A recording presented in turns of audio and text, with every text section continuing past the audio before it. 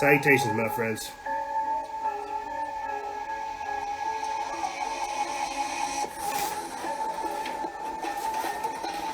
Salutations. Here we are in 2021. Look at that.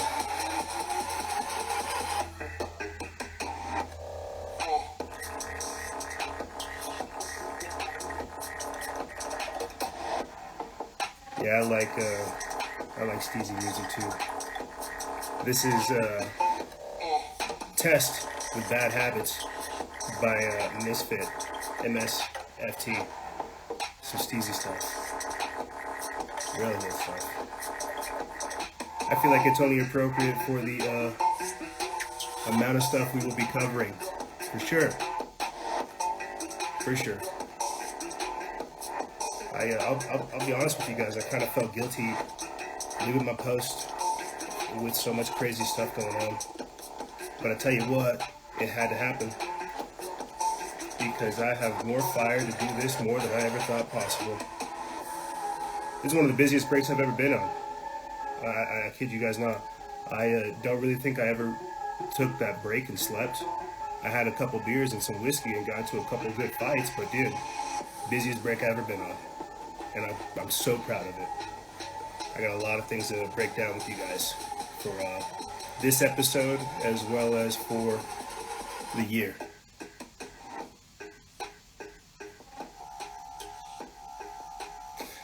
I'll be honest with you, I'm kind of glad shit's hitting the fan the way that it is, because now I don't have to sit here and act like I got all some kind of answers and stuff. Everybody's got to come up with answers. Everybody's got to do the work. Everybody's got to hit the ground fucking running. And I'm excited. I'm excited to see all of you out there in the battlefield. Yeah. Let's go ahead and turn this down because I can't really focus whenever there's dope music playing. Part of that programming. Salutations, my friends, and thank you for tuning into this edition of Factions of Freedom. Instagram Live, Instagram Crew Day, IG Live, Instagram Crew Day. It is January. It is January 19th. I made that hiccup earlier today. I'm going to start doing timestamps every single time I do episodes. Thank you, Zach. I hope I look rejuvenated, bro. I had to put all of this stuff away. I didn't run from it. I had to put it away to get refocused. Now, let me go ahead and just let the cat out the bag. You guys who are listening, you can't see this, but what this is a picture of an embryo. My embryo. My lady's pregnant. That's right. I'm going to be a dad. We are expecting, I think, in September. And so there are going to be some Instagram Lives where I hang out with you guys and I'm unable to be there. Because I'll either be at like a ultrasound or a midwife meeting, man, and I'm fired up. You know, I figure with all this stuff that's going on in the world, Biden administration, COVID-19, COVID 2021, you know, the world still has to move forward. The world still has to move forward. And, you know, I got up here and I'm so worried about so much stuff, but really, dude, like all I can really say is all the stuff I'm talking about here with you guys, I'm going to be ending up doing it with this little bean and more. And it is such an honor. You'll hear more about that throughout the entirety of the year. And you'll also hear about when that baby gets born. I think it's crazy because some people have been here since my father had and beat cancer. You've seen me travel across the country. You've seen my aunt die. You've seen me at the United for Common Ground Media Summit put on by the Free Thought Project. And now, whoop-de-dee, you're going to see our baby be born. That's some pretty powerful stuff. Yeah, it's going to be a home birth because, as you all know, I'm not one for pharmaceuticals or vaccinations or drugs or dangerous diseases being forcibly injected into the people I love. No, I'm not down for that. So we're going to have our baby at home. And it's going to be a monumental experience, man. I'm fired up. I'm nervous as all hell. I don't think anybody in my position wouldn't be. But I'll save all that for the podcast episode. Give you guys something to tune into. I started a family Instagram too, so you guys can follow all that. We're doing natural home birth classes, and it's really an experience, guys. I won't lie to you. I know a lot of stuff, but I have no idea about this, and it's kind of nice being taught something new and beautiful in a time like this. And that's why I wanted to start this transmission off with you guys. Share that with you that, yeah, you know, world's going to shit, Biden administration. But life must move forward. And you can't control everything. And our children are not only investments in the future, but they're also investments in ourselves, man. Like I can already feel my mind just changing. Having to prepare for what's coming down the line. So there it is. There's my little bean. My little bean over here at 6 months, I think, or 6 weeks. Next week, I think we're going to get the ultrasound to see if we can get a heartbeat. And I'll punch anybody in the mouth that disrespects my baby. Holy crap, I'm going to be a father. Now, and I'll say this and I'll start getting into the topics with you guys. You got to forgive me if my mind kind of derails on some other stuff. It's been a minute since I've been up over here and in this mindset. Whenever I told you guys I took that break, I really did try to detach, basically from the news feeds and the networks and everything else I was involved in, but at the same time I couldn't. I ended up creating like a network here and a community here and a whole little operation here, which I'll get into later on in the transmission. But I'm just telling you guys this because there's so many different things I'm involved in. I cannot afford the time to lie to you. I can only afford the time to tell you the truth, provide answers, get solutions, and put the stuff out there. Like the starting topic I'm going to have coming back into this is the state of the truth community, because I see a lot of people talking about QAnon, how they've been addicted to hopium and stuff like that. I'll talk more about that later, but just understand, as things intensify, it really truly does require the best of us to put our best foot forward. That's what I left 2020 talking to you guys about. This type of work has helped encourage that type of behavior of not only being responsible, but putting our best foot forward, really looking at the situation, not getting outraged, but coming up with an effective, actionable plan. Okay, I'll get into that later on when I talk about effective resistance techniques and more. Let me go ahead and just give you guys a list of the topics that we'll be talking about, and I'll try to get things started. Forgive me, like I said, it's been quite some time since my brain's been in the game. We're going to be talking about the state of the truth community, effective resistance tactics, the shadow presidency of a Biden-Harris administration, the Great Reset, or repentance, rebellion, resistance, renaissance, or reformation. All of these things creating the discussion for separatism, secession movements, civil war, nationalism versus globalism, autonomous zones, sanctuary states, and more. I'm going to go ahead and pull up this quick little spicy meme where it has a scene out of Star Wars showing the Biden inauguration, where it has hundreds, if not thousands, of stormtroopers awaiting for Joe Biden to get inaugurated. Now, the reason I put that up there is because they're saying that Joe Biden is going to have a virtual inauguration, right? With nothing but flags, empty seats, like what you've seen all year, last year, watching dystopian music videos and dystopian like events where you have people in masks enjoying space quietly, looking weird as shit. And now Joe Biden's going to do the same thing. That's what the whole Stop the Steal rally was about too, trying to show that Trump can get millions of people. And Joe Biden can't even fill a room. Yeah, let's see if I get this right here. Right here. Joe Biden inauguration will replace live crowds with a field of flags and stunning dystopian symbol of American silence. How they have silenced the American people. You know, before I start getting into the state of the truth community, there's a little video right here I want to play where it talks about hashtag Trump's new army. And essentially what it is an army of citizen detectives who are supposed to go out there and gather information on Trump supporters, quote, domestic terrorists, and report their activities. I'll play this quick video for you guys, and then I'll get into the state of the truth community shortly after. Oh, no, is it not queued up here? I don't think I queued it up here. Sorry about that, team. Always doing something. Yeah, I didn't send it Now give me 1 second to get that over here, and I will get that up for you guys.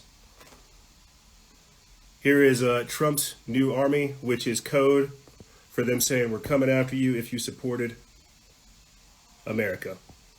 On or before January 20th, Donald Trump will no longer be the commander-in-chief. He will lose control of the Army, Navy, Air Force, Marines, Special Forces, and America's nuclear arsenal. On January 20th, Donald Trump will become the commander-in-chief of a different army. This army. The greatest threat facing America today comes from within. Radical extreme conservatives, also known as domestic terrorists. They are hidden among us, disguised behind regular jobs. They are your children's teachers. They work at supermarkets, malls, doctors' offices, and many are police officers and soldiers. For more than a decade, Donald Trump has spoken directly to white supremacists in their language. Build that wall! Build that wall! Build that wall! Pocahontas? Is it offensive? Oh, really? Oh, I'm sorry about that. Donald J. Trump is calling for a total and complete shutdown of Muslims entering the United States. In the middle of a presidential debate, Donald Trump was asked to disavow white supremacy. He refused. Instead, he told the Proud Boys to stand back and stand by. Proud Boys, stand back and stand by. They heard their leader. They even responded to him on Twitter promising to stand by. And on January 6, 2021, Trump greenlit them. They suited up. They flew in. They took hotel rooms. They loaded their weapons, prepared their bombs. And they attacked with the intention of killing Nancy Pelosi and hanging Vice President Mike Pence.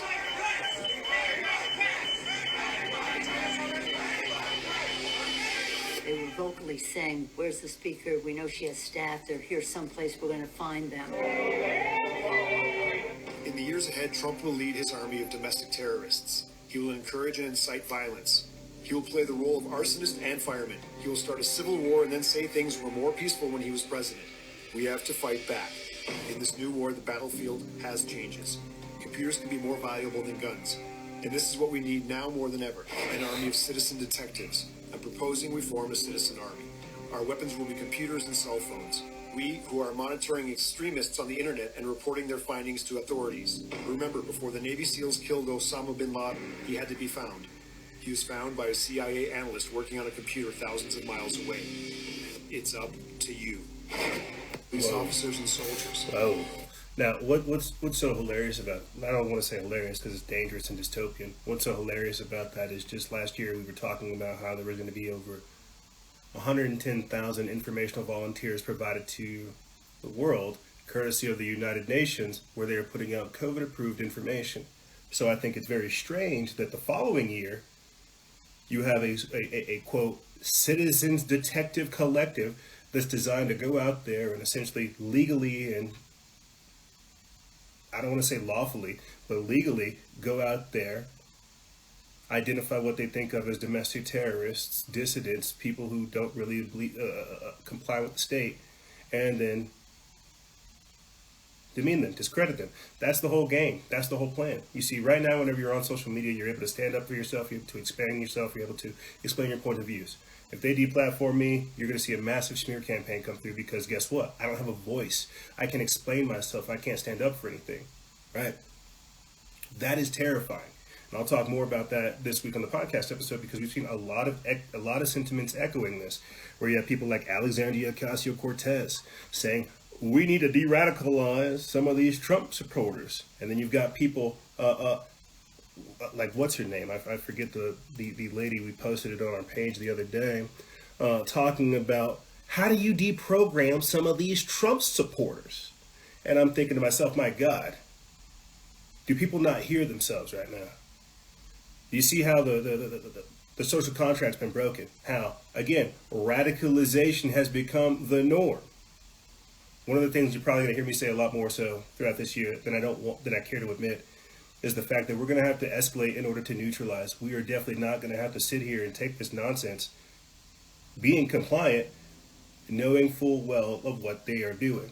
I'll talk more about that later on, but let me go ahead and start getting into the state of the truth community, next level activism, things like QAnon and Operation Trust. My friends, I am a product of you. I am a product of you.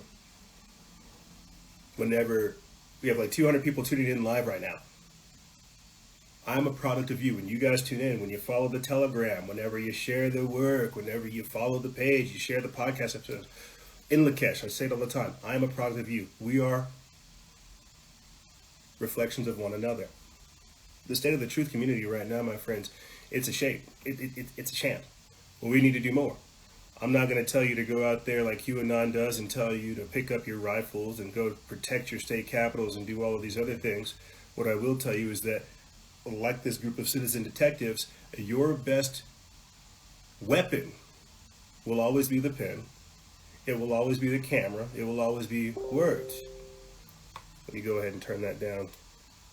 But one of the things we'll get into here shortly is talking about accelerationists and extremists. One of the talking points that I tried to get out to you guys before we left season 10, 2020, was the fact that intelligence agencies were infiltrating militias so that they could radicalize them and disrupt their ability to lawfully execute the Constitution whenever they were calling some of these politicians. Realize we went over, what was it? Article 1, Section 18, Clause number 3, or Article 1, Section 3, Clause 18, where it talks about the power to call forth the militia. There is a actual right for us to do this. But whenever you saw what happened at the Capitol, I don't want to say, oh, it's leftist, or oh, it's QAnon, or oh, it's the Boogaloo Boys, or oh, it's Antifa. I don't want to say that. But what you're seeing is well-meaning movements being hijacked, movements within inside of movements, QAnon type things, accelerationists and extremists hijacking these movements because they don't care about peaceful resolution. They don't care about the future. They want to kill themselves. They don't really give a crap. We saw a lot of this a couple of years ago with the New Zealand shooting, and we saw more of it more recently in 2019, specifically in 2020 with all of these riots and so on and so forth. What I'm trying to talk to you guys about is how they are purposefully extending the Overton window so people get radicalized, so people give up on the system, so people don't understand about things like Reformation, social-political reformations, social-cultural reformations, paradigm shifts. Whenever I tell you that, precisely, Lauren Taylor, we are definitely heading towards a Civil War period, we have to ask ourselves, what do we really want on the back end of things? And I think this is one of the main things that we kind of fall short on, not only here within the truth community, but also within certain political groups, man, and certain political organizations. We keep saying, oh, I don't want Agenda 21, I don't want Agenda 2030, I don't want Agenda 2050, I don't want the Paris Climate Agreement, I don't want the USMCA. We keep saying, oh, I don't want this, I don't want this, I don't want this. And I don't know if it's because I'm becoming a dad. I'm like, good Christ, say something different, do something different. We get upset about things, but we don't actually come up with a plan or an alternative or a backup or anything like that. We just say, get that crap out of here. That's that New World Order globalism nonsense. The America first. And while that might be appropriate to some degree, we also need to have something that backs it up. Ideas are worth millions of bullets. And if we don't have any ideas to back up our actions or our thoughts or our ideologies, well, guess what? They're just going to tiptoe us into what they want. Does that make sense? Oh, to God, that makes sense. And I think that's because we get berated with so much information, we're not really necessarily sure how to come up with plans, how to come up with legislation, how to come up with like actual things that can combat this, how to shoot down some of these bills, how to get organized in our area. We don't know how to do this. And that's also a part of the accelerationist movement, the extremist movement. Take it from me. You don't do what I do having faith in the system, period. But that's a part of the plan. This hopium that has people addicted, hopium, QAnon type shit. Oh, don't worry about it, trust the plan. That's what's got people, that's what's got us into this position, to where we literally don't know what to do. We expect somebody else to take care of it. Well, I'll tell you right now, ain't nobody gonna come take care of it. And some of the stuff that I'm taking care of, while it's like watching paint dry, it is necessary so that we don't let another generation live in this tyranny, live in this control apparatus, live essentially powerless and ignorant, foolish, unaware of what's going on. Oh, but we see Because we sit up over here and bitch and moan on social media like it's the cat's meow, and don't get outside of the social media bubble, get inside, get activated in our own communities, really create that pro-human Renaissance-based future in our own backyard, we expect social media to do it. And do you see how it just robs us of our intelligence, robs us of our time, robs us of our energy, robs us of our creativity, and we expect it to change? I hope you guys get what I'm trying to kick right here. I'll talk more about, I'm sure, QAnon, Hopium, these accelerationists and these extremists and stuff like that. I'll talk more about that throughout the entirety of the year, because I don't trust anything, dude. Again, you do not come up over here and start rambling the way that I do, trusting jack shit. The thought process I have developed doing this work comes from due diligence. Normally I'm over here like flailing documents around, but guess what? Now I'm flailing an embryo around. QAnon and feds didn't do that. That came from the work. The discovery of iodine, vitamin D, vitamin C, vitamin A, right? Magnesium, vitamins, nutraceuticals, everything like that. That didn't come from fucking QAnon. That came from the drive, trying to figure out, why are they destroying us? Why are they trying to hinder my progress? Let me read this quick article for you guys, and then I'll get into effective resistant tactics. QAnon bears striking resemblance to Bolshevik psyop from the 1920s, known as Operation Trust. This is an article that comes from Information Liberation. They put this up January 15th. It says, quote, Operation Trust was a Bolshevik counterintelligence operation run from 1921 to 1926, aimed at neutralizing opposition by creating the false impression that a powerful group of military leaders had organized to stop the communists' takeover. Here's an excerpt from, on, quote, Trust, operations from pages 13 through 14 of the Soviet defector Anatoly Gotslyetsin's book, The New Lies for Old. It says that the similarities with the QAnon Trust Plan psyop are remarkable, and this next part comes from the Wikipedia's article on Operation Trust. It says that Operation Trust was a counterintelligence operation of the State Political Directorate, the GPU of the Soviet Union. The operation, which was set up by the GPU's predecessor, Shika, ran from 1921 to 1926, set up as a fake anti-Bolshevik resistance organization, quote, Monarchists Union of Central Russia, the MUCR, in order to help the OGPU identify real monarchists and anti-Bolsheviks.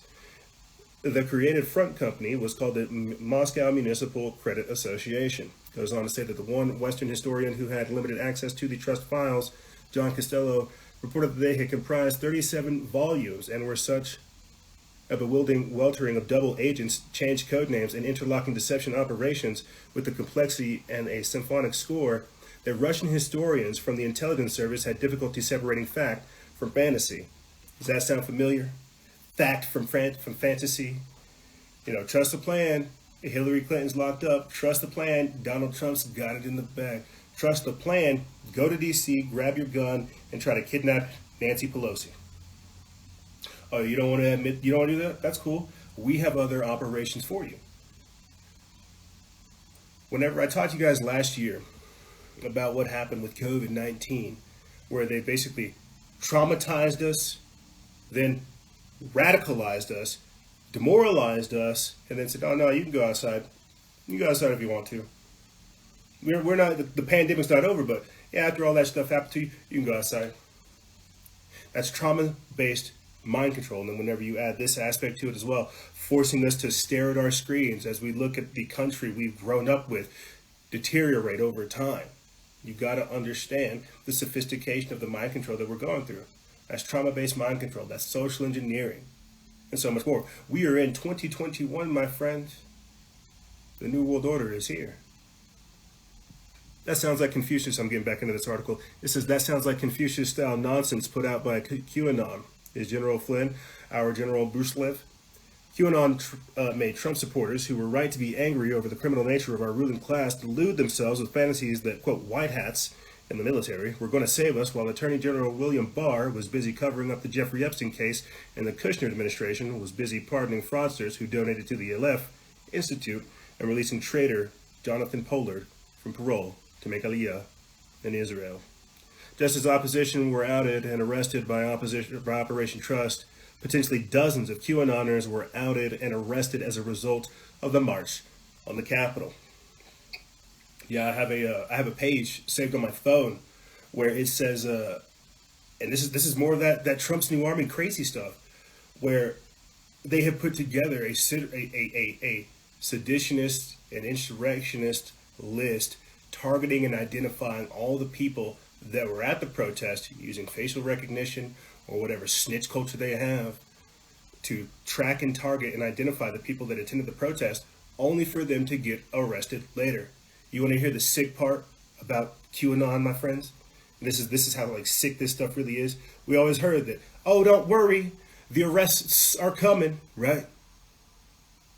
The sad part is the arrests are coming to you. They're gonna come arrest you.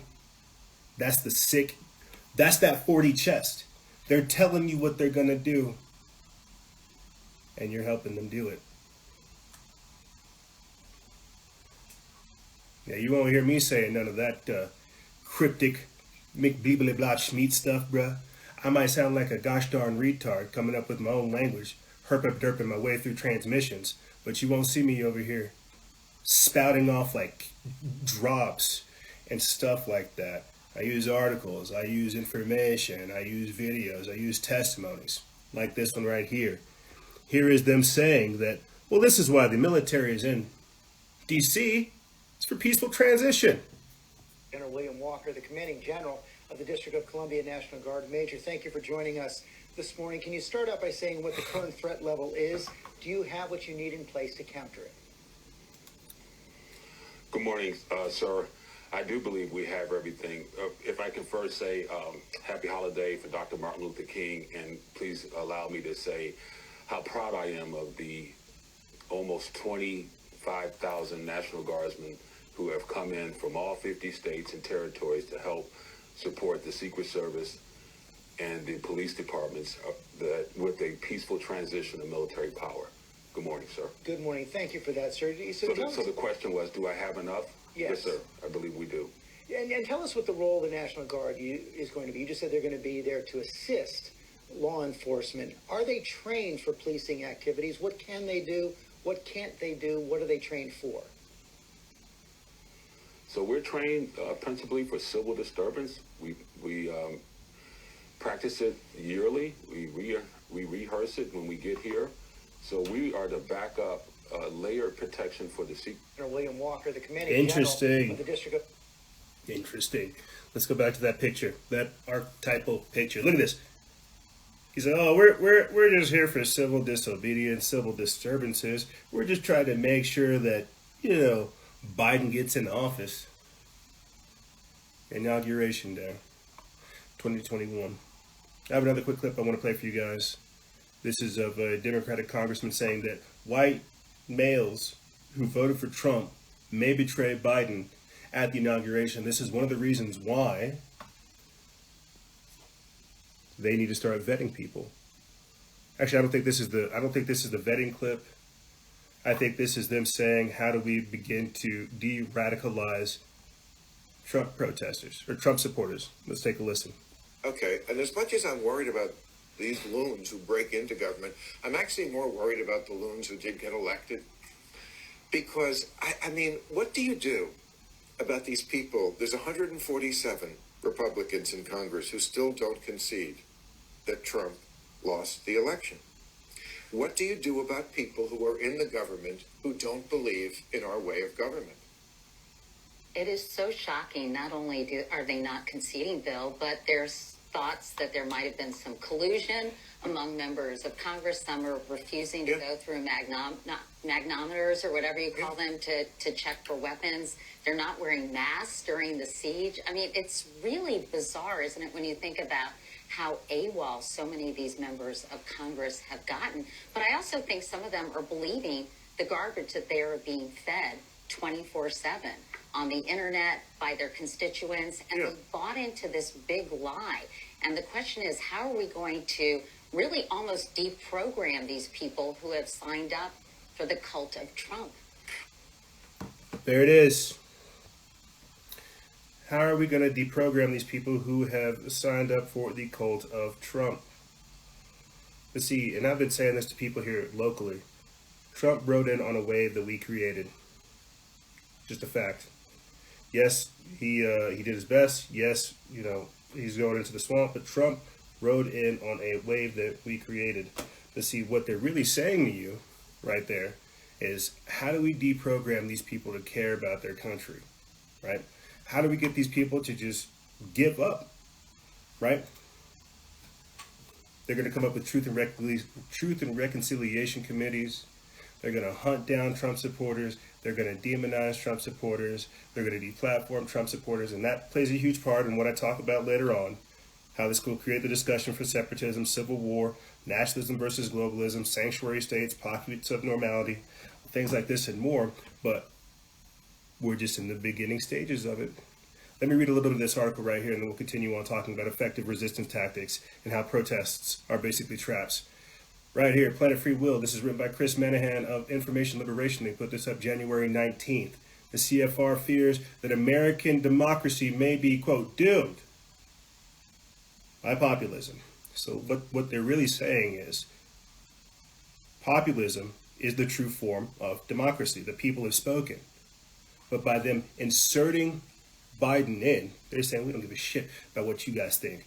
We are going to install a dictator. We are going to install who we want. This is the beginning of the American empire. Let me read this. It says the Council on Foreign Relations is afraid that American democracy, aka ruled by the unelected oligarchs, may be, quote, doomed by the populist forces that President Trump has unleashed. In the piece, Monk whined about the U.S. Capitol protests, which he called, quote, riots, and lamented at the, quote, appeal of populist authoritarianism. Before January 6th, nobody had expected a mob of insurrectionists could so easily enter, quote, the people's house. I think that's so interesting.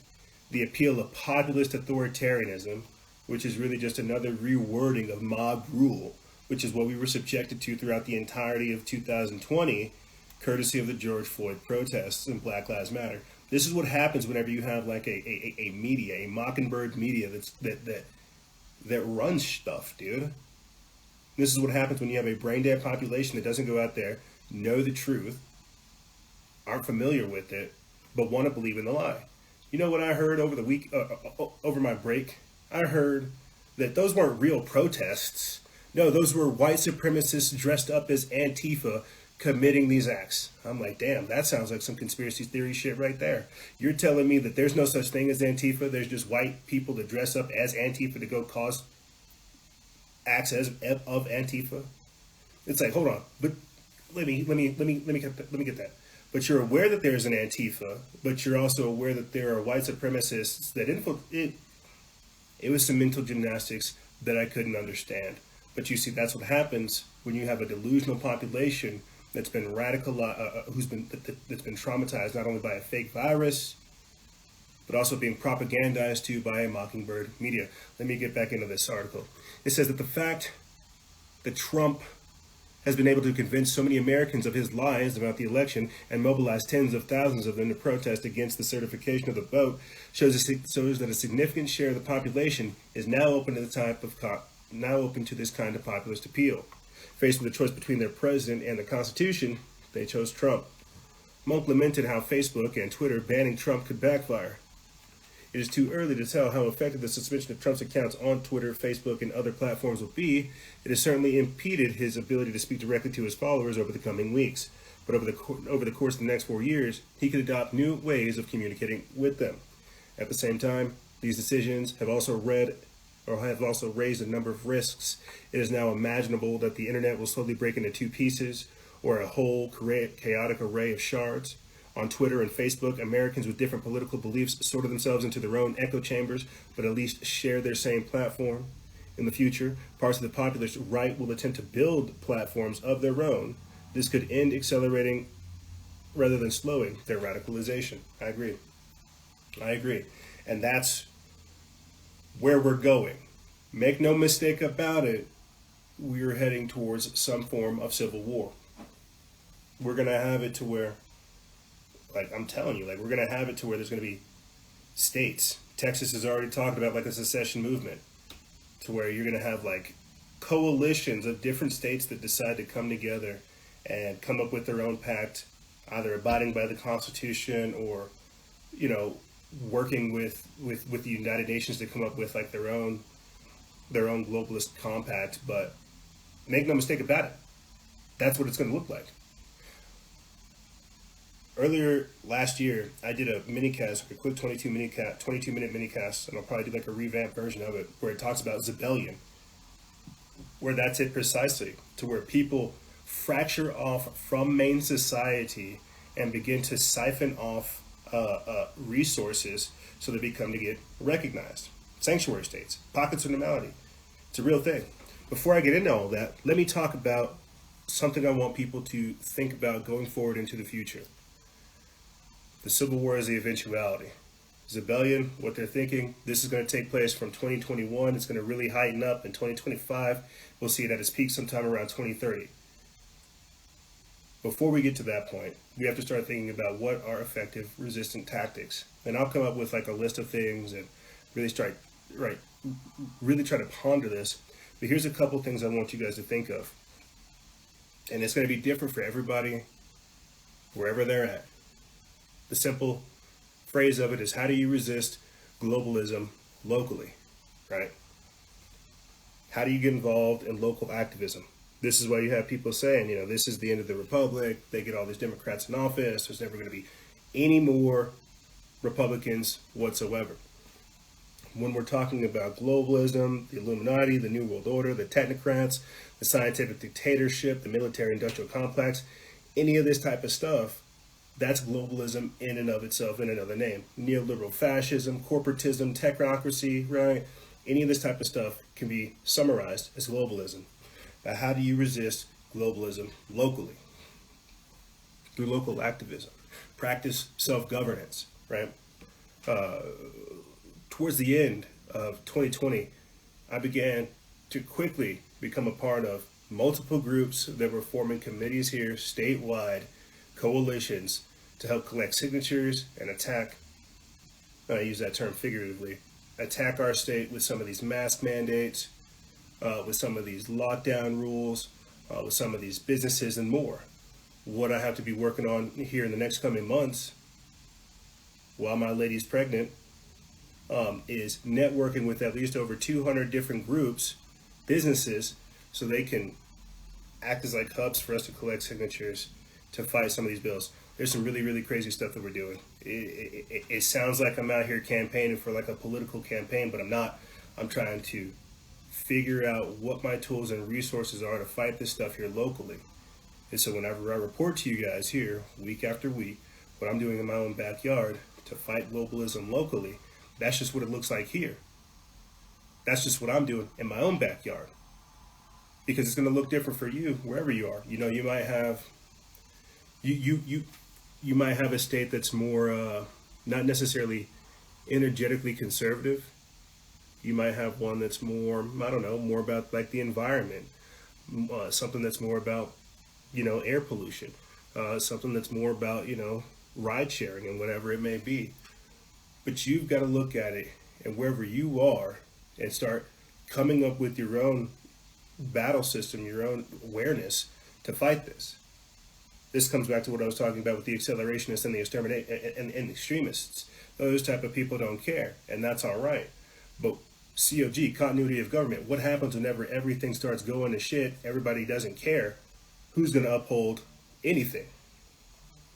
You see, what are we going to stand for?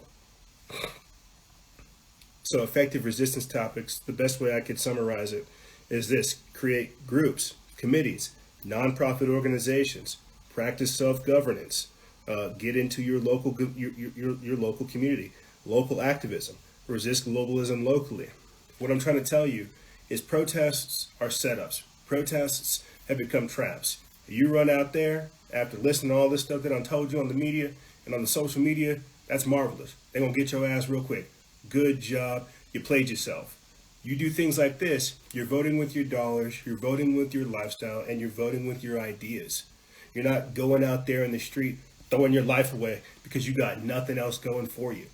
You get how that works? They told you that you were going to, beat a whole bunch of people up in the street and get all this work done. No, the fuck you didn't. You just developed a goddamn record.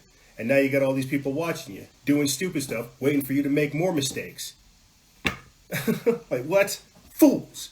And this is the massive problem. If you ask me, man, people don't understand what's going on. We missed the boat. We're on borrowed time. What happened at the Capitol, at our nation's capital, that's gonna go down in history as a massive flop. Nobody decided to network or connect or build any organizations with this massive support. You think about this, man. I was thinking about this earlier today. Whenever I was like, hey, man, you think about this. Over 400 different businesses, I think in like Utah or Ohio, decided to get together to say, we are opening up. We're not going to let our governor shut us down. I'm horrible with math. I don't think anybody would disagree with that. But I said, if 400 businesses, and let me do it right now. I said, if 400 businesses made, I don't know, $4,000 a night, and I don't know, that's silly. That's $1,600,000 per night for 4 businesses. Add that up in a single month. People are not thinking about their economic voting power, their cultural voting power. They're not thinking about how they can get the collective to represent the individual. You get me? Like, when you have businesses that are able to come together and not do anything political, just decide to go to work, they're letting their culture, they're letting their actions speak for them. They're not getting up over here on social media trying to grandstand, asking for people to donate to their GoFundMe.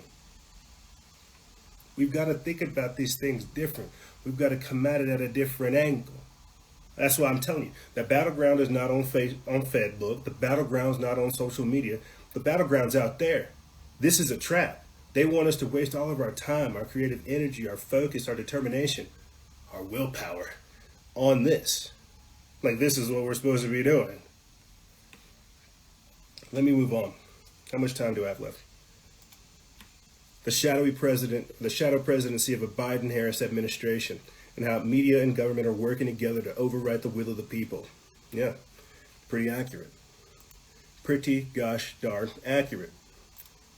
This is why they're saying, oh, look at all these people. Look at all these white supremacists. Look at all these ists. Look at all these ists and these isms out here congregating. Oh my God, we gotta persecute every single one of these ists. You better not be over there practicing freedom. You better not be over there having sovereignty. Like, here's the best way for me to get into this mindset, because we're in upside down land now. Think about this. With what's going on, right? Here, let me rephrase it this way.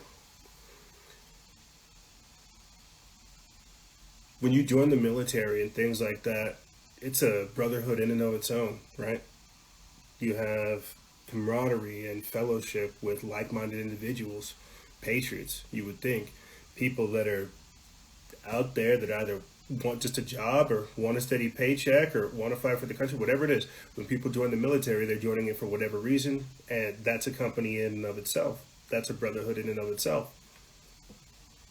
For the FBI to begin vetting 25,000 National Guard troops to prevent an insider attack, what they're doing is they're making a movement inside of a movement, right? What they're saying is they're having an ideological purity test. They're saying, oh, great. So you join the military, great. You know you're not allowed to say anything. This is your position. We're going to tell you what to do. Just follow your orders and shut up. They're going to take it a step even further and pull these people in and say, so you really, really don't have any views? Like, we can use you for whatever. You're not going to lean left or right. You can you really don't give a shit? Great. We need you. We need you for this. We need you for the inauguration. We need you to say that your politics, your worldview, your crap don't matter. You're going to blindly follow your leaders. How crazy is that? I get it. Oh, I get the premise of it. Oh, we have to make sure we don't have any, what, domestic terrorists or real terrorists. FBI vetting 25,000 National Guard troops to prevent insider attack. The Pentagon officials aren't worried about a possible insider attack following the Capitol riot on January 6th, prompting the FBI to vet every National Guard member deployed to the Washington, D.C. area to secure President-elect Joe Biden's inauguration. Crazy thing is, too, is during their ideological purity test, they were able to find people. Right here, this comes from the Blaze. 2 National Guard members removed from the inauguration, detail for militia ties. So check this out. People who were within the National Guard apparently had ties to a militia, and they had been removed. This is what I mean by the ideological purity test. Are you really with the program? You're allowed to do whatever it is you want to do, but whatever you show up to work, are you going to do it? And here's the even bigger crazy thing about it. What they're going to do is begin demonizing militias, which are a manifestation of the Constitution. That's the even crazier part. So you see the double-edged attack they're doing right there? They're saying, how dare these people have ideas outside of this organization, and how dare this organization exist that we can't control? You see how that works? That's legit crazy. This is how you know it's a plan and an agenda. What's happening right now is they are getting our government, they're getting our military to go against the people. How crazy is that? That the military is supposed to be there for the people, and that the militia is to be there to keep in and rein in a tyrannical government. But because we live in a day and age of massive psyops and deceptions within deceptions, they've now got the military going against the very same people that they're supposed to protect. This is crazy. This is crazy. You know, I'm trying to find something real quick. I have a document, of course, always. Right here, the congressional record, the current communist goals, says this is an extension of the remarks of an Honorable A. Erlong Jr. of Florida in the House of Representatives. They put this up January 10th, Thursday, January 10th, 1963, and it has 45 different communist goals here. 45 different communist goals. Written in the 50s, released in the 60s, and we are here in the 2021s, literally witnessing our own military being manipulated against its own people. This is insane. And they've achieved a fair amount of these goals. I'm just going to go ahead and right here.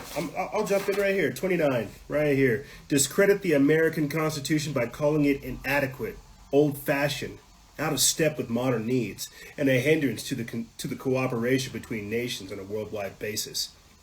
Communist goal number 30. Discredit the American founding fathers. Present them as selfish aristocrats who had no concern for the common man. 31. Belittle all forms of American culture and discourage the teaching of American history on the ground that it is only a minor part of the, quote, big picture. Give more emphasis to Russian history since the communists took over. 32. Support any socialist movement to give centralized power or centralized control over any part of the culture, education, social agencies, welfare programs, mental health clinics, etc. The 45 communist goals I would definitely recommend you guys go look at. So let's get back to this real quick. The shadow presidency of a Biden-Harris administration. How you have media and government working together to overwrite the will of the people. When you go and listen to what some of these people, some of these National Guardsmen, some of our own brothers, sisters, cousins, family, members are in, when they say, hey, what are you doing here? Some of them say, oh, I don't know. I'm just doing as I'm told. I don't know. And then you look at it, what they're saying. They've got empty mags, but their guns are slung over their shoulders. What are you there for? They don't know. They don't know that they are there to show people like us that they have been taken over. That's how crazy this is. It's a show of force, if you want the truth. Here, I'll go ahead and pull this back up for you. Boom. It's a show of force. Listen, this is just a peaceful transition of power. What?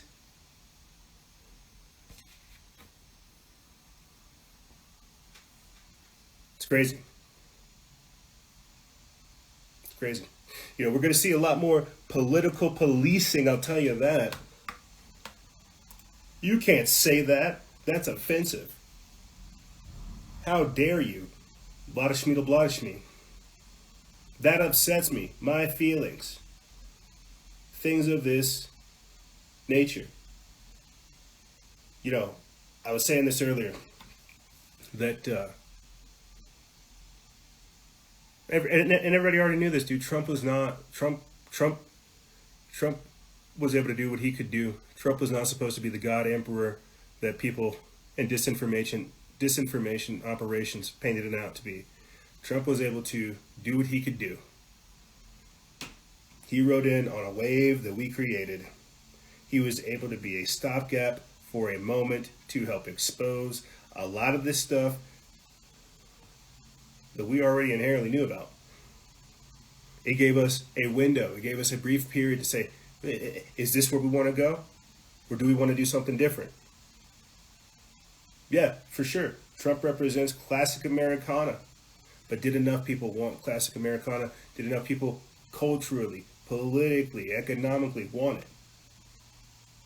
Or did they just LARP? Did they just get into it?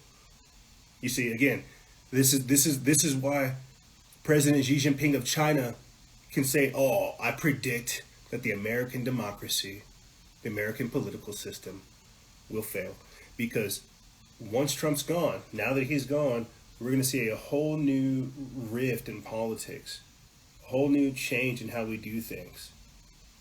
And this is what I was trying to figure out towards the end of 2020. You know, National Socialism or Democratic Socialism, fascism, like what the hell is going to replace this?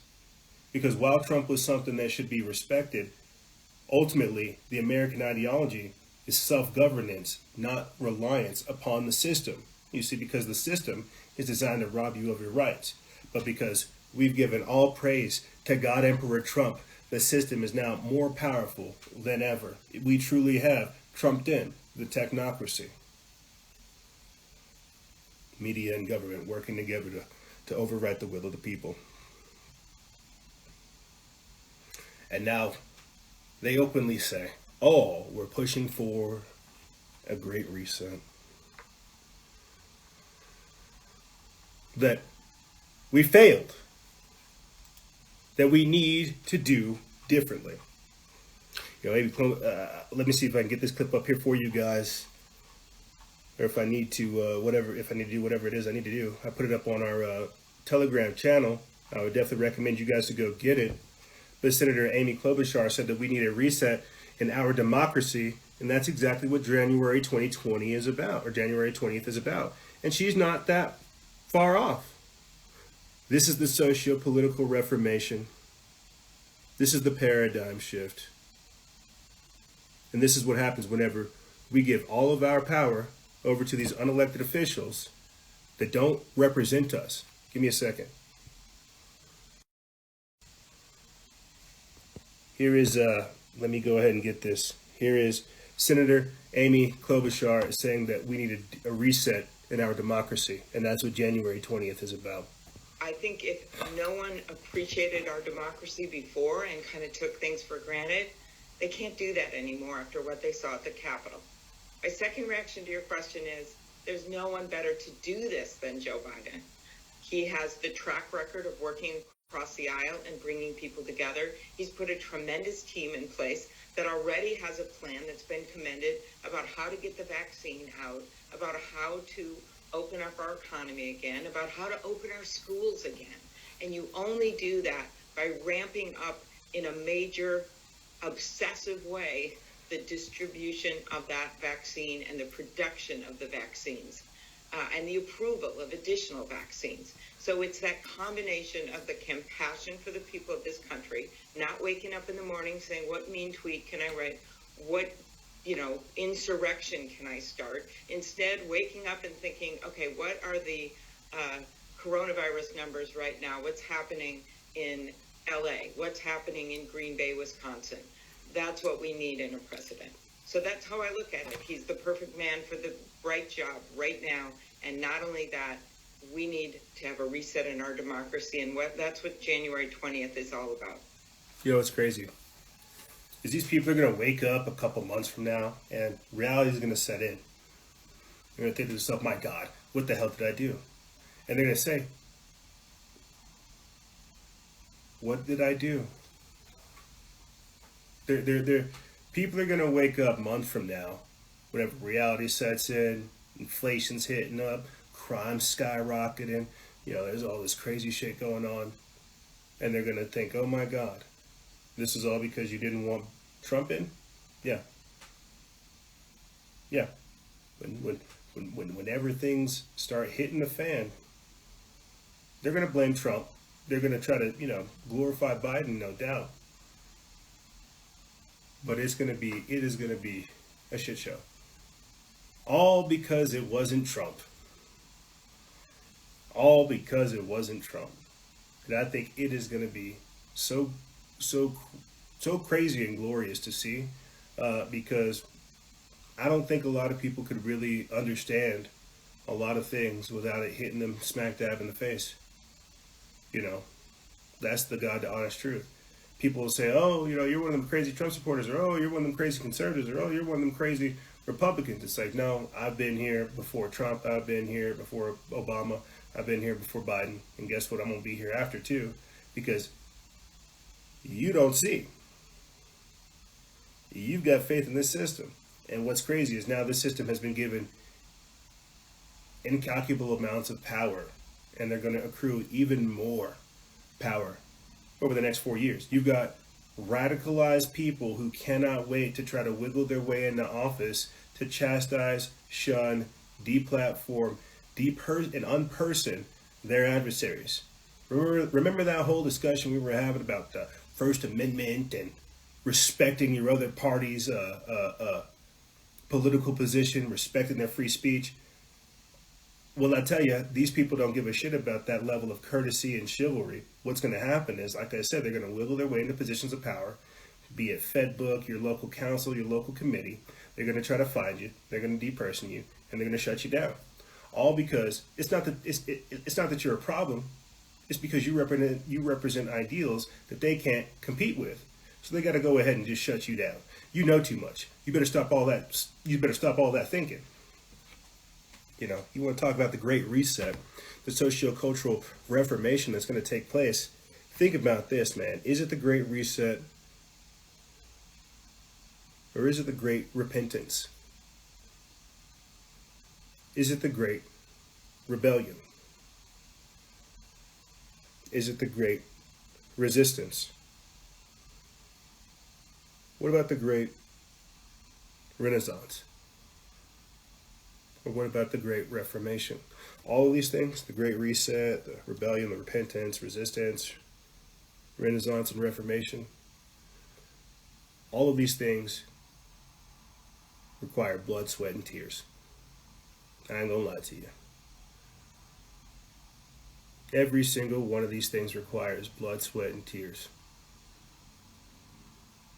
And if you thought 2020 was something, being radicalized, traumatized, and then let go, 2021 is going to be on some epic level stuff. And you need to pick a side. You need to. Because, and I had this revelation a couple years ago. That's how slow I am. We are dealing with people who are consciously committed to evil. You see how I'm trying to be like, I'm trying to be wholesome. I'm trying to be good. I'm trying to be decent. I'm trying to be chivalrous. I'm trying to be something. I'm consciously seeking after understanding God's will and trying to be like a good person. That's me. The people we're going up against, they don't care for that. If anything, they see it as a weakness and they try to exploit it. And so you need to make a decision.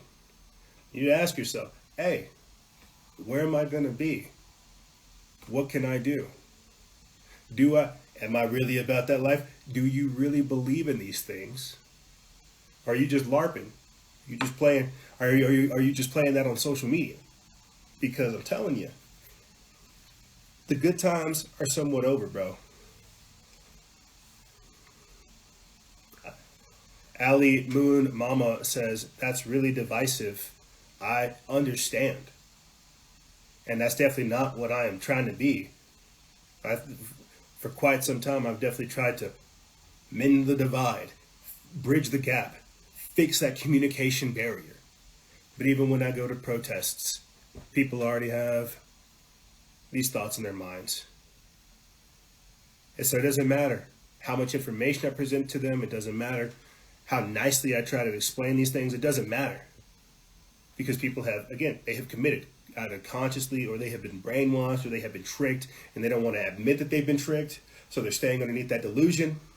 Whatever it may be, that's them. I'm not trying to be divisive. That's the time frame that we're in. And you can have people say, oh, well, fix your rhetoric, be a little nicer, try to help people. The best way I can help people is by staying out here and being an outpost, showing them what this mindset looks like in action, showing what this type of lifestyle means. Not tone it down because they need to understand it. No, they need to wake the fuck up and understand what the hell is happening to them, because the stuff has already happened to us. It's already happening to them, but we can't tone it down. How much time do we have? I want to talk about how everything we're talking about right now, how this is leading to creating a discussion of separatism, secession movements, civil war, nationalism versus globalism, sanctuary states, pockets of normality, declarations of independence, autonomous zones, and rebellion. Because again, we have a mockingbird media, we've got AI behind it, we've got all kinds of stuff literally working against the populace. There's that new warfare, that warfare we're in, the hybrid warfare of 2020, where they're beginning to weaponize the population against the population. There's a lot of shit going on. So unfortunately, we are not able to have that peacetime discussion of reaching peaceful resolutions. You get me? Whenever I'm reading about how the CFR is acknowledging how democracy is under attack by populism, and how they mention the fact that we are in echo chambers of sorts. This is all done by design, by social media. This is why all those ads pop up whenever you start thinking about things, right? Because we are in echo chambers. They have the AI and censorship, the social engineering aspect, all this stuff keeping us in our bubbles, and then gradually injecting new stimuli to help mix things up. That's how it works. But because we're in these different pockets, we're in these different bubbles, it's the people at the top that can organize these things, have one bubble come into contact with another, either clash or absorb. You see, this is where we're at. And because they have so many people in different pockets, you got the conspiracy theorists over there, you got the leftists over there, conservatives over there, you got your conscientious objectors over here, you got your anarchists and your accelerationists over there, you got your preppers over there, you got all these different types of things. They can play this. They can play this against one another. And so you ask the question, well, if you're aware of this, how come you can't bridge the divide? Because within these pockets of information, within these QAnon groups, these Operation Trust groups, people don't venture outside of their bubble or their sphere of information. They trust what they see. They don't want to go outside of that. You see? And so because we are on this certain trajectory, there's very few people that want to take a step back and say, oh my God, what the hell is happening? Because you have very few people that are in that position. We're all in different bubbles, about to just clash with one another. And so whenever you see them demonize so-called Trump supporters, conservatives and Republicans, constitutionalists, Christians, and more, well, it's only a matter of time until it's you, my friend. Haven't you heard that poem? I forget how it goes, but it summarizes it as, by the time I wanted somebody to come stand up for me, there was nobody to stand up for me. Because we waited for everybody else. This is the trajectory that we're on. So I don't know if we have time to talk about Separatism, secession movements, civil war, nationalism, globalism, sanctuary states, and all this other stuff. We might save that for the next segment. But this is stuff I want people to think about going forward into the future. This is the year 2021. They have plans and agendas for the next 9 years. And it's out there in the public. That's the even crazier part. These sons of bitches write books about it.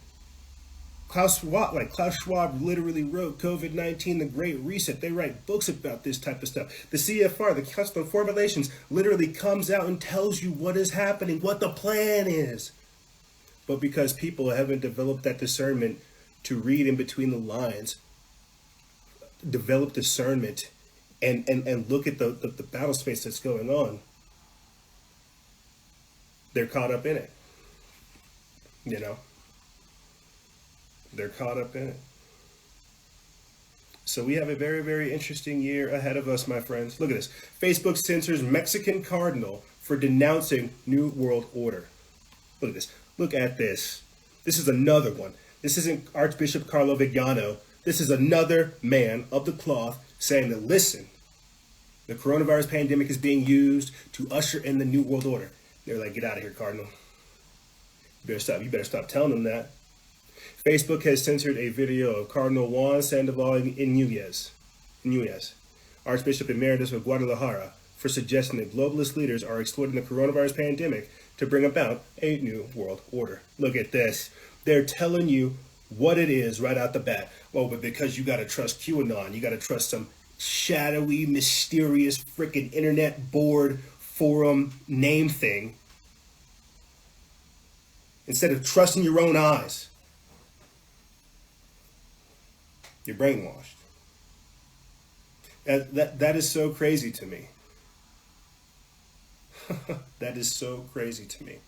You've got, again, archbishops, cardinals, child sex trafficking coming out, the vaccines hurting people, Bill Gates, being involved in geoengineering and weather modification. But don't trust that. Don't put those twos and twos together. No. QAnon told me to trust the plan, so I'm going to sit at home and get radicalized. Yeah, that's those stupid people. It's like, my freaking God, dude. This is sad. And I think anybody that's able to follow the show up until this part knows where this story ends. We've seen where this movie ends. We see where this mindset ends. And we're on a date with destiny to see this train, the Trump train, crash and burn and probably take a little bit of America with it. And that's sad to say, because I really thoroughly believe that Trump was doing some good, and I'll say this, the only thing Trump is guilty of, for me, if you want the truth, is tricking me to have faith in a system that I knew I shouldn't have had faith in. It's the only thing he's guilty of. A couple other things as well, but you get what I'm trying to say. He did what he could. Now it's up to us. It was always up to us. We thought he was going to save us. He wasn't going to do anything. All he gave us was an opportunity to be confirmed about all these things we were seeing and more. And if we have any hesitations, any reservations about what's coming down the path, that's on us, because it's coming. And it's coming for us.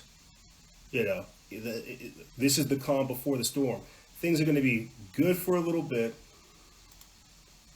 Everything's going to seem hunky-dory, all magnificent, and then out of nowhere. Just like us waking up snap dab in the middle of the New World Order, having to wear masks to go out to eat, we're going to be inside of something else crazy. Right here. Biden plans 10-day blitz of executive orders to reverse the greatest damages of the Trump administration. It is going to be wild. Everything that Trump did, Biden's just going to reverse it. Biden's just going to reverse it, and it's going to, we're already in massive debt, right? You're paying people to not work. I don't even understand how the hell that works as a business model. We're in massive debt. He's just going to start tacking on more debt, bringing in all kinds of other, this is going to be crazy. This is going to be crazy. And then whenever you think about it too, the people that are going to be coming in saying death to America, destroy America. America was never great. America's never going to be great. No borders, no walls, no USA at all. It's gone. It's gone. It's out of the window. I'm not sure how much time we have, but I want to see if I can get up this quick clip. And probably I might not be able to play it in its entirety, but it's of this former police chief on the news with Shepard Smith, talking about how white people are the greatest domestic terrorist threat that has not been dealt with. No, I don't think I have it queued up here. For the sake of time, I'm just going to go ahead and kind of breeze through this, but it says right here, former NYPD top dog says that for the last 20 years, our biggest concern was ISIS, Al-Qaeda, and now it is the citizens of the United States. It goes on to talk about how domestic terrorism has superseded the threat of international terrorism. Former New York City Police Commissioner Bill Bratton warned CNBC's The News with Shepard Smith that domestic terrorism has superseded the threat of international terrorism in the United States. Going on to say that, quote, for the last 20 years, our biggest concern was international terrorism, ISIS and Al-Qaeda, both of which the CIA helped create. Bratton said in a Friday evening interview, quote, now it's here and it's us. It's the citizens of the United States, some of whom are rebelling against everything we thought we believed in the last 300 to 400 years. Former Homeland Security Department counterterrorism official Nate Snyder echoed Bratton's statements on the news with Shepard Smith. Says that, quote, if you're talking about the lethality of the threat, domestic terrorism, meaning violent white supremacists, neo-Nazis, sovereign citizens, militia movements, they have been the most lethal threat in these past 10 years compared to Al-Qaeda and ISIS-inspired threats. There it is. How dare you stand up for yourself? How dare you come together? That's why they told you you're not allowed to have like a Thanksgiving or a Christmas, right? Because you would congregate and you'd have a conversation about this and you'd say, my God, we've got to do something about this, but we can't act foolishly. We've got to use our heads. They can't have you thinking like that. Just don't go home for Christmas. Just don't see your family for Thanksgiving. You know what? Hop in a Zoom meeting so we can see what you're saying. Good. Good. It is truly crazy to see what is going on in this country and how fast we just found ourselves here. Here's another quick article for you guys. Hillary Clinton and Nancy Pelosi suggest that Putin ordered Trump to launch the Capitol siege. It says that Hillary Clinton and Nancy Pelosi have called for a probe into Russian President Vladimir Putin's role in the Capitol riot. So, we're coming up on the end of this segment. We're going to take a quick break and then come back with you guys. Hopefully you guys have more interesting things to say than what we're seeing here. And in the next segment, maybe we'll talk more about separatism, secession movements, civil war, nationalism versus globalism, sanctuary states, pockets of normality, autonomous zones, and Zebellion. But, to close out this segment for you guys,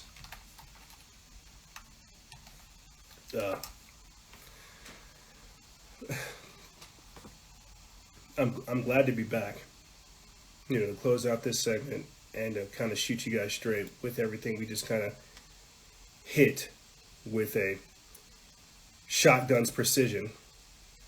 I'm glad to be back. I saw people getting taken down left and right. I saw Parler basically surge and then get deleted. I saw, the what is like 500 million active users on Telegram. I saw all this stuff go down, and I generally felt bad not being here in the saddle, being able to talk about this stuff and kind of be like a face for you guys to come, to come look at. But at the same time, I don't know if that's my arrogance, my pride, or my solipsism or what, but that's me generally saying, like, I missed you guys. I missed this work. I appreciate being in this position. This is why I take the breaks is because whenever I'm in the middle of this flurry of doing everything, I really can't comprehend a quarter of what I'm doing. I don't. I just go. I just go until the end of the year, and I'm like, holy crap, we got to take a break, and then I'm gone for like 3 weeks. But I appreciate being in this position because it's a massive responsibility, and I try to remind you guys of that all the time. I mean, my God, this is why I asked the question: why are we still able to operate with all this censorship going down? I'm asking you guys now. Why am I still here? I thought they would have got rid of me at the election, right? I thought they would have got rid of me with these censorship purges, right? Why am I here? I have to ask this question.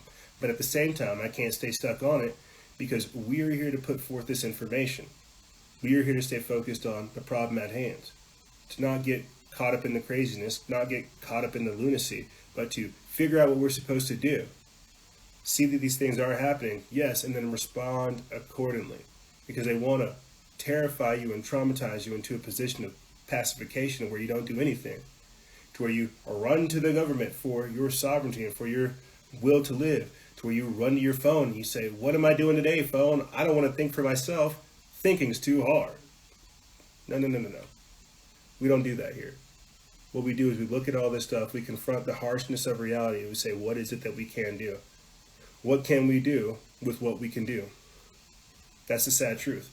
You got to ask yourself, and I don't know if this is me having a kid, man, but if we were having these conversations with our parents and their parents, this is why you hear it all the time.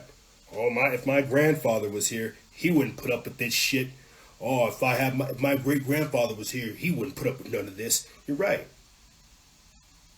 You're right. So what happened to us? Did we become pussies in that time frame?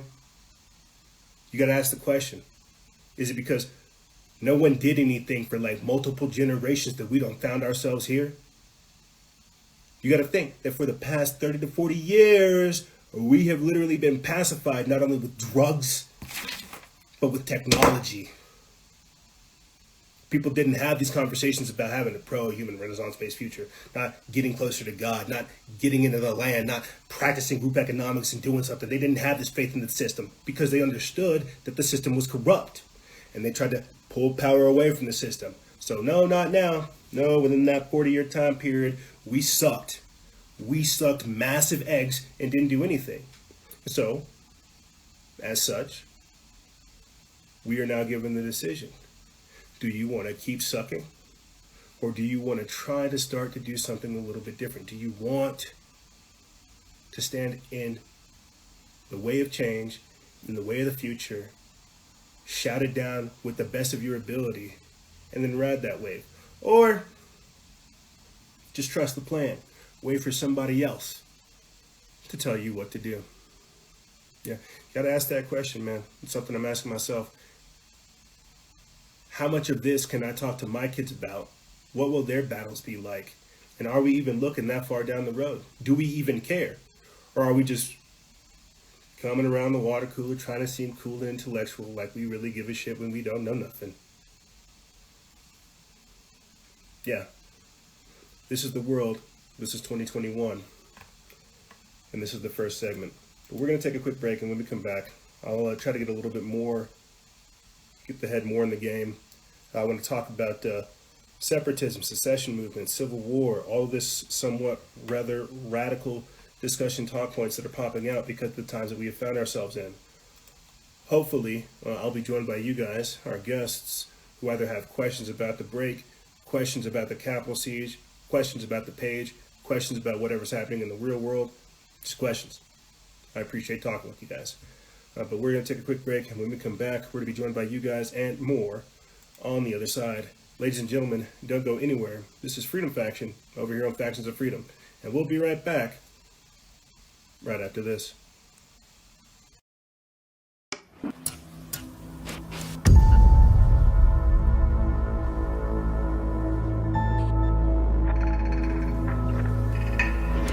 Understand what's going on around you.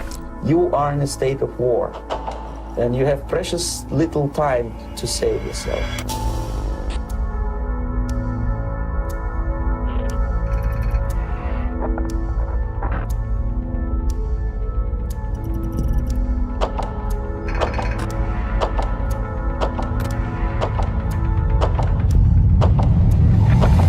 a slow process which we call active measures.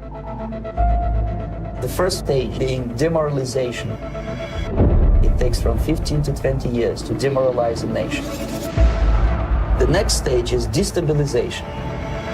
What matters is essentials: economy, foreign relations, defense systems. The next stage is crisis, with a violent change of power, structure, and economy, period of normalization. This is what will happen in the United States if you allow all these schmucks to put a big brother government in Washington, D.C., who will promise lots of things, never mind whether the promises are fulfillable or not.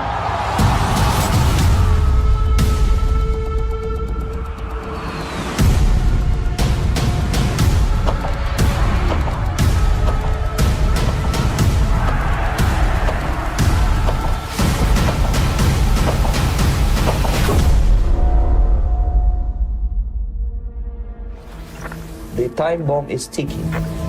With every second, the disaster is coming closer and closer. The danger is real.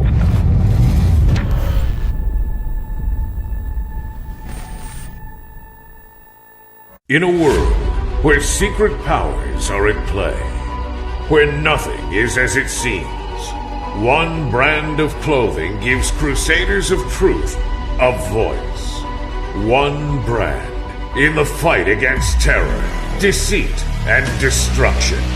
We are not merchants of fear. We are not a parody of free thinkers. It was almost like they ignored it because they wanted it to happen. I occasionally think how quickly our differences worldwide would vanish if we were facing an alien threat.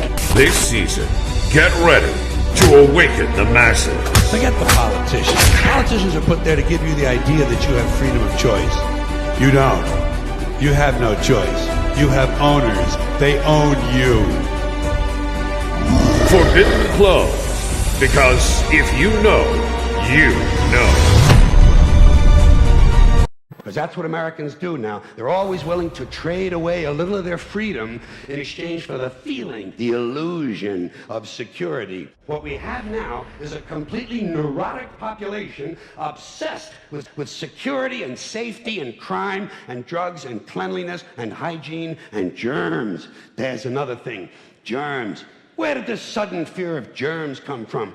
In this country. Have you noticed this? The media constantly running stories about all the latest infections, salmonella, E. coli, hantavirus, bird flu, and Americans they panic easily, so now everybody's running around scrubbing this and spraying that and overcooking their food and repeatedly washing their hands, trying to avoid all contact with germs. It's ridiculous, and it goes to ridiculous lengths. Fear of germs, why these fucking pussies? Hey, where's your sense of adventure? Take a fucking chance, will you? Besides, what do you think you have an immune system for? It's for killing germs. But it needs practice. It needs germs to practice on. So listen. If you kill all the germs around you and live a completely sterile life, then when germs do come along, you're not going to be prepared. And never mind ordinary germs, what are you going to do when some super virus comes along that turns your vital organs into liquid shit? I'll tell you what you're going to do. You're going to get sick, you're going to die, and you're going to deserve it because you're fucking weak and you got a fucking weak immune system. Now, goddammit. Let me tell you a true story about immunization, okay? When I was a little boy in New York City in the 1940s, we swam in the Hudson River, and it was filled with raw sewage, okay?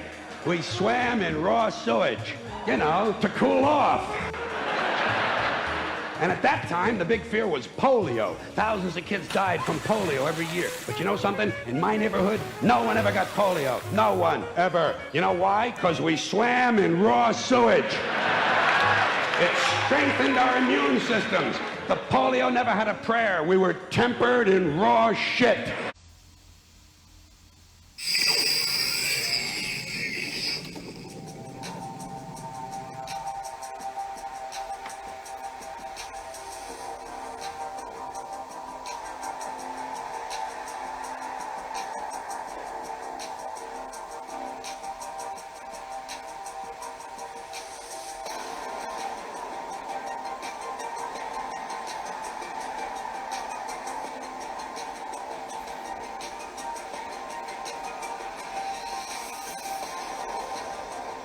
Salutations, my friends.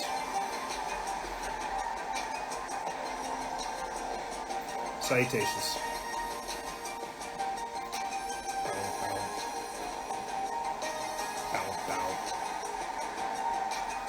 Inauguration Day. I can't get over this meme. I cannot get over this meme of Joe Biden being sworn in by stormtroopers. Hilarious. It is hilarious.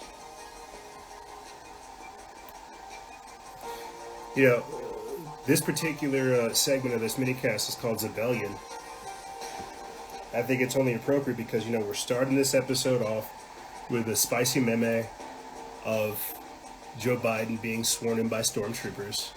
And, of course, a generation would rebel against this. They would be retarded to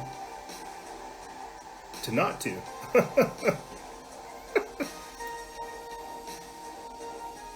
At June 5th, 2020, I put up this article from Signs of the Time. It says Pentagon war game includes scenario for military response to domestic Gen Z rebellion. Yep. I love synthwave music. Salutations, my friends. I love synthwave music. Pentagon war game includes scenario for military response to domestic Gen Z rebellion. In the face of protests composed largely of young people, the presence of America's military on the streets of major cities has been a controversial development. But this isn't the first time that Generation Z, those born after 1996, has popped up on the Pentagon's radar. Thank you, music, for that epic drop-in. So documents obtained by The Intercept via the Freedom of Information Act revealed that a Pentagon war game called the 2018 Joint Land, Air, and Sea Strategic Special Program, or JLASS, offered a scenario in which members of Generation Z, driven by malaise and discontent, launched a Zebellion in America in the mid-2020s. The Zebellion plot was a small part of the JLASS 2018, which also includes featured scenarios involving Islamist militants in Africa, anti-capitalist extremists, and ISIS successors. The war game was conducted by students and the faculty from the U.S. military's war colleges, the training grounds for prospective generals and admirals. While it is explicitly not a national intelligence estimate, the war game, which covers the future through early 2028, is intended to reflect a plausible depiction of major trends and influences in the world's regions, according to the more than 200 pages of the documents. Now, before I continue on there, I want to say go ahead and say salutations, my friends, and thank you for tuning into this edition.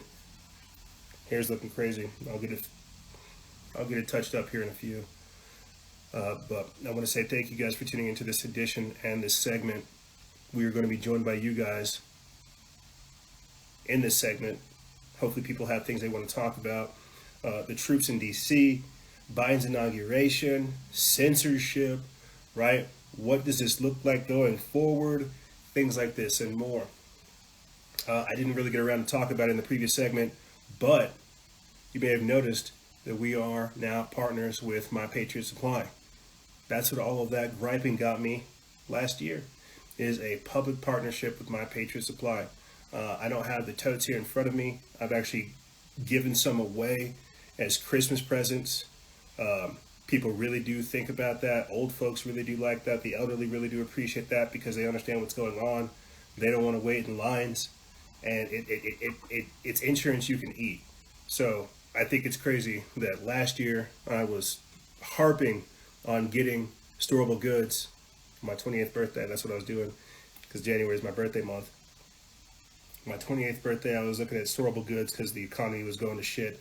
And then on my 29th birthday, I'm attending an ultrasound. I think that's kind of crazy, but that's just kind of how the world works. If you guys want to support this operation, you could do so by joining our patreon.com/Freedom Faction exclusive membership program. I had a couple of people message me over the break saying, EJ, like, where are you? Where are you? Like, oh my God, where are you going to be if they get rid of you on Instagram? right there. I'll be on Patreon, patreon.com/Freedom Faction. Join us. You may have noticed that in the previous segment, I pulled a lot of things from my Telegram channel. I'll put that in the description bar below. That was another thing I didn't get around to promoting. We currently have 476 members, over 200 that have joined us in between the break. We're growing, and it's all because of you guys' continued support. This is why I say that I'm a manifestation of you in Lakesh. We are a mirror of one another. Everybody that is joining us on both Telegram, on Signal, on Patreon, and Clout Hub, right? All these other platforms are people who are not only hungry for the information, but see what we've created, and they want to help expand it. So help us by joining us. Patreon.com/Freedom Faction. You can go ahead and get storeable goods from My Patriot Supply. Because I'm telling you, you listen. All year, they prepared you for breadlines. All year, they got you used to seeing people wait outside the stores, food shortages, seeing stuff that's not there. It's not going to be like this year with all the riots and the stuff that took place last year. You think those stores are going to be able to build back? Nope. Biden's already coming in saying, hey, I'm going to give select groups of people money to help get themselves on their feet. Some of you other folks, you're just out of luck. We already saw that fall through with the Paycheck Protection Program, how some people didn't get money, right? I'm telling you, if you think the economy we have is stable, you're a fool. If you're not trying to prepare in any way, shape, or form, you're a fool. And I'm going to just shoot you straight. Because I think that that's the beautiful thing about the position we have now found ourselves in. We don't have to lie to you. We have to tell you the truth. That's our only superpower. That's our only gift. So get storeable goods, get water filtration, get all kinds of stuff that makes you mobile. I said I'd talk more about this last year. Maybe I'll try to find some time to put it together this year. But gray man briefings is very important. Being able to disappear and dissolve is important. Mobility of all your equipment is important. There's a lot of stuff that goes into not only being able to disappear, but being able to effectively operate in this environment. Things are crazy, guys. And if you don't think you need to change or mix a couple of things up, you're going to get left behind.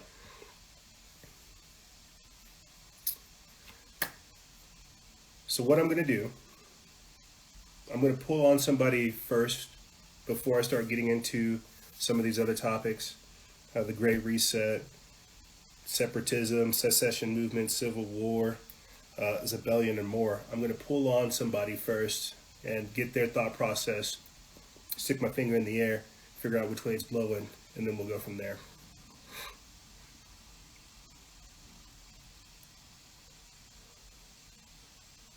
Let's go ahead and get, I hope I'm pronouncing this right. El mundo como él está, ella está. I hope you can correct me with the name if you decide to join us. Oh. Hey. Hey! You switched your name. Oh, John Victor, how are you? John, yeah. I'm good, thank you. How was your New Year's? This is my other account. Okay, well. What? I said, how was your New Year's? Well, it was fine, yeah. Just spent some time with family. My godfather. It was okay. Hey man, that's a blessing. Some folks weren't able to. So is this yeah. Is this like the business profile or the work profile or? I just created it for to have some place where I could write my thoughts, because in my personal account there's a lot of colleagues from the university, right? And the universities here in Brazil they're maybe even worse than the ones that you have in America. It's terrible. So you had to like create like a separate account to actually have free thoughts that weren't being censored by your universities? Yes, I would have more trouble in my university than I already have. Dude. Because I'm a bit of a pariah there. But it's all right. I wear it as a badge of honor. You should, man. How dare you for having dangerous thoughts that you can back up with facts? Right. How dare you? Counterculture? That's terrible. Well, talk to me, brother. How? I'm curious. I'm curious to see what America looks like from your point of view. But what's on your radar? What's going on in John's world? Well, it's the same kind of divisive dynamic, right? Some the Brazilian conservatives support Trump. We resonate the suspicions about electoral fraud. The progressists here, they are just happy, right? I've seen some infiltration about in the progressive bubble about Biden, as he really is, right? He was like an old politician, did a lot of what we call here the American imperialism, right? Mm-hmm. That's something I study international relations, right? And there's a lot of talk about it, but in Biden's case, it's been completely ignored. Yes. Right. He passed his new office. You have some really scary people in his office, like an old lady from the CIA who is responsible for the black sites, but that's being ignored, right? Well, what I've noticed they're doing with the Biden-Harris administration is they're demonizing conservatives, Republicans, Trump supporters, and people like that. But then on the flip side, they're saying, Kamala, how did you get those Timberlands so clean?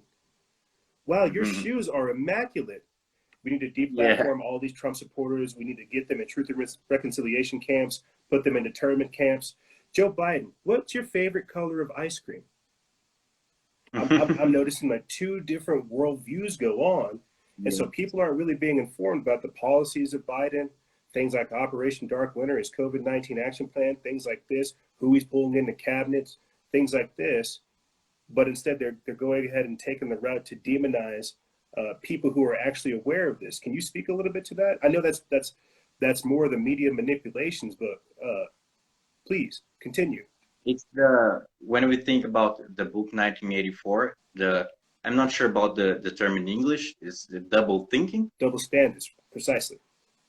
Yes, you can conciliate two opposing ideas at the same time, right? That's a very cognitive dissonance. Yes, it's a sort of cognitive dissonance, and that's what happens in this particular case. They ignore all things that go completely against their supposed worldview, the progressive worldview, and focus on these other things like Kamala's dress and all this stuff, and forget about very important things like his office, right? The guys with very close ties with the military industrial complex. It was something the left should demonize if they were logical. Well, what the left has done, it seems like to me, is they've cozied up to power. A couple years ago, they would have been anti-corporation, they would have been anti-wars and all this. But something happened over the Trump presidency to where they're like, yes, we need to use these corporations to silence like our opponents. Of course we need bigger government. That's how we're going to get these guys in FEMA camps. It's like, what? It's like the liberal point of view just like went right out the window. Yeah, completely. Billionaires with wealth centralization, right? Billionaires just got very richer. But the left is applauding it. Like it's completely a cognitive dissonance. Well, they come up to power thinking that they're going to use it when they're going to be the first ones that are sacrificed. Yes, exactly. I was having a kind of problematic thought about it. you know, I think that all this identitary politics, they could also work as a as a way of separating the weak, those who are too soft, that they would not be able to survive in this new world order, right?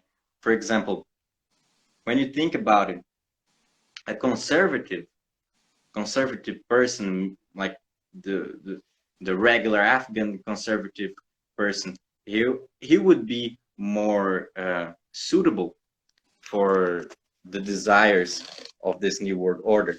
They would just work, keep on with their lives, right? But the activists in the left, the progressive activists, they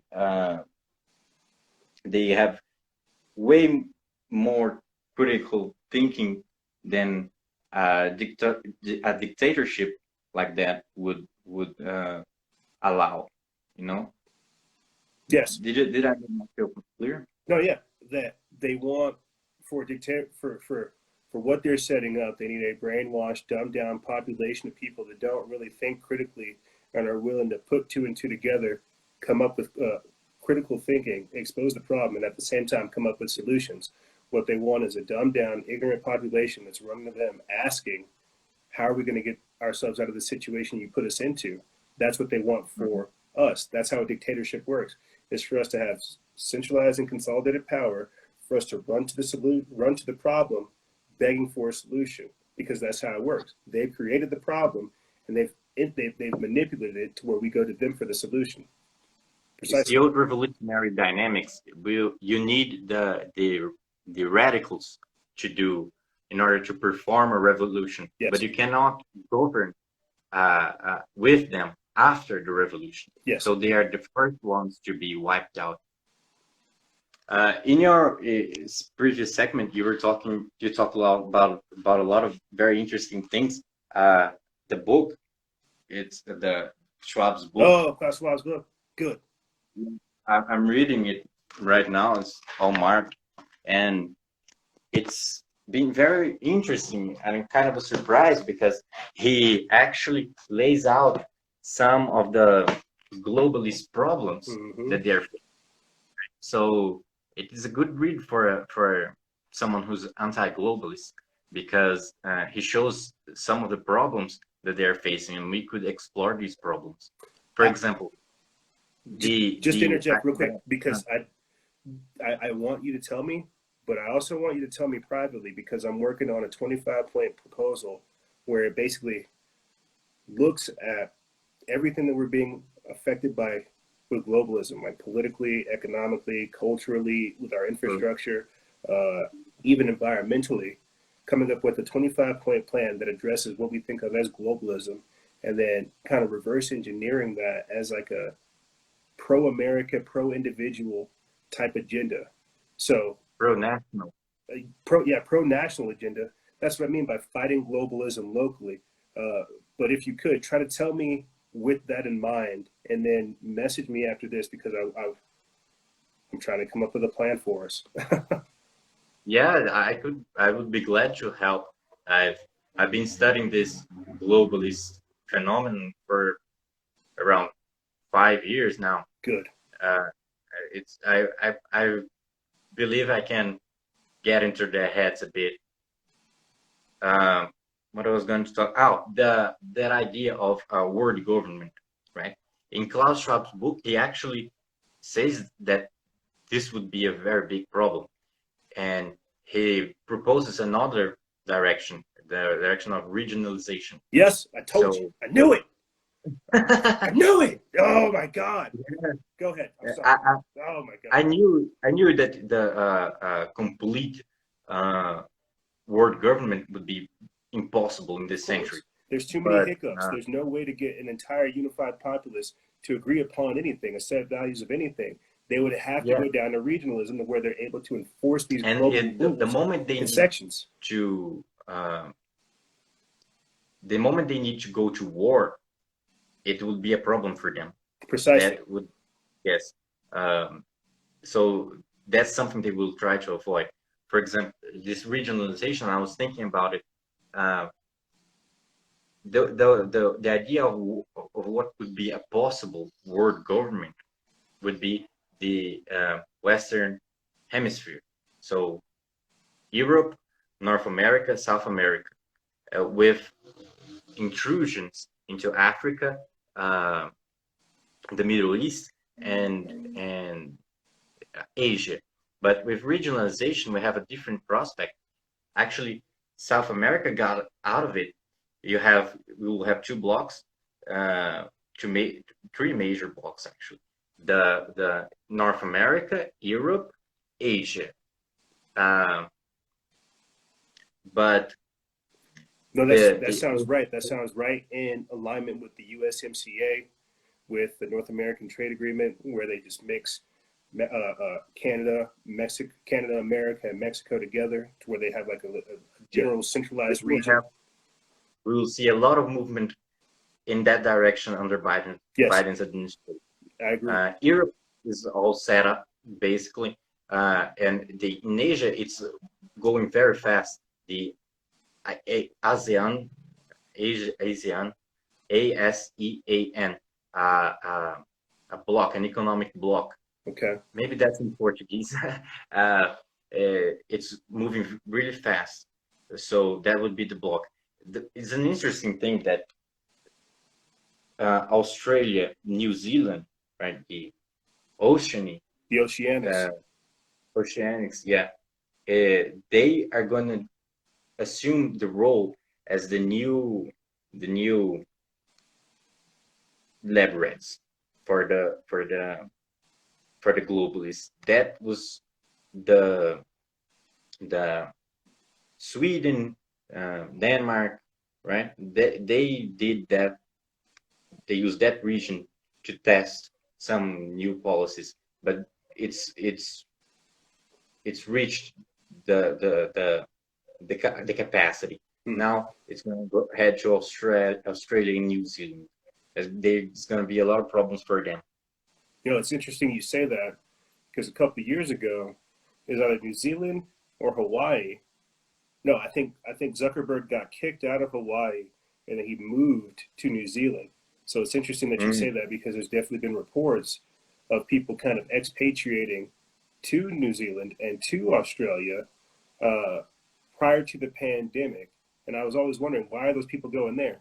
If Australia is one of the main places where they're experiencing some of this tyranny, why do you have people going there? Well, that's where they're setting up basically their new base of operations.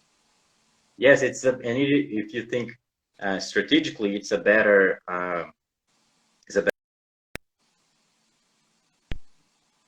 than North Europe would be. No, I definitely agree. John, we could, oh my God, man, we could definitely talk about this for quite some time. Message me. You know what? I'll message you, because I'm just getting back into the group things. You just bugged a little. What did you say? I said I was going to message you, because we could talk forever about this, and we definitely need to. But I want to get other people on here so we can talk more about this in the future. But final words, what do you want to leave the people with for this segment? And I'll see you next time. I would, let's see, one thing. Be careful with your spiritual and energy health, right? That's very important.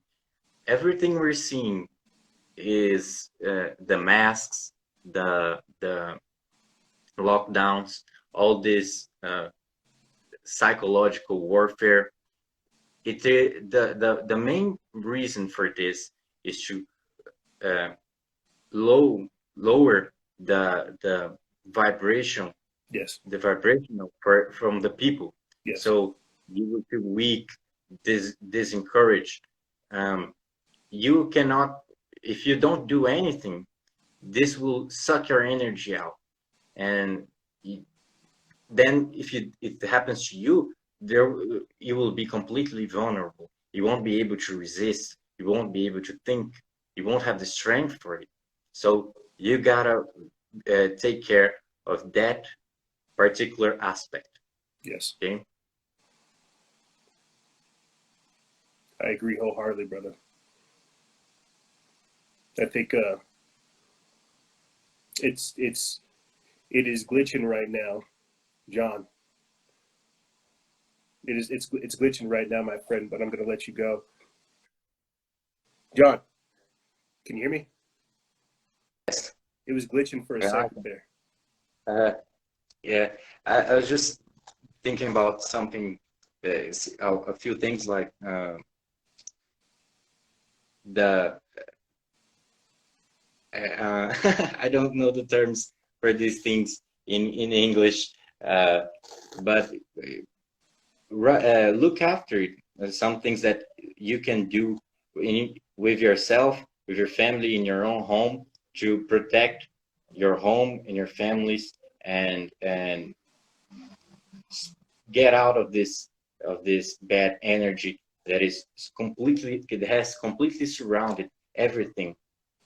Yes, John, I gotta let you go, buddy. But I'll talk to you soon. Be safe. You can text me if you want. We can discuss that thing. All right, I'll message you either here or on Telegram. Okay, thank you. Be safe, brother. You too. There he goes.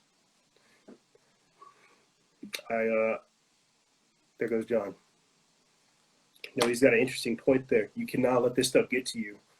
I can tell you that I have been prayed over. I've been prayed over like somebody put the cross over my head, prayed over me. You know, I've been a part of like prayer sessions. I've been a part of prayer groups.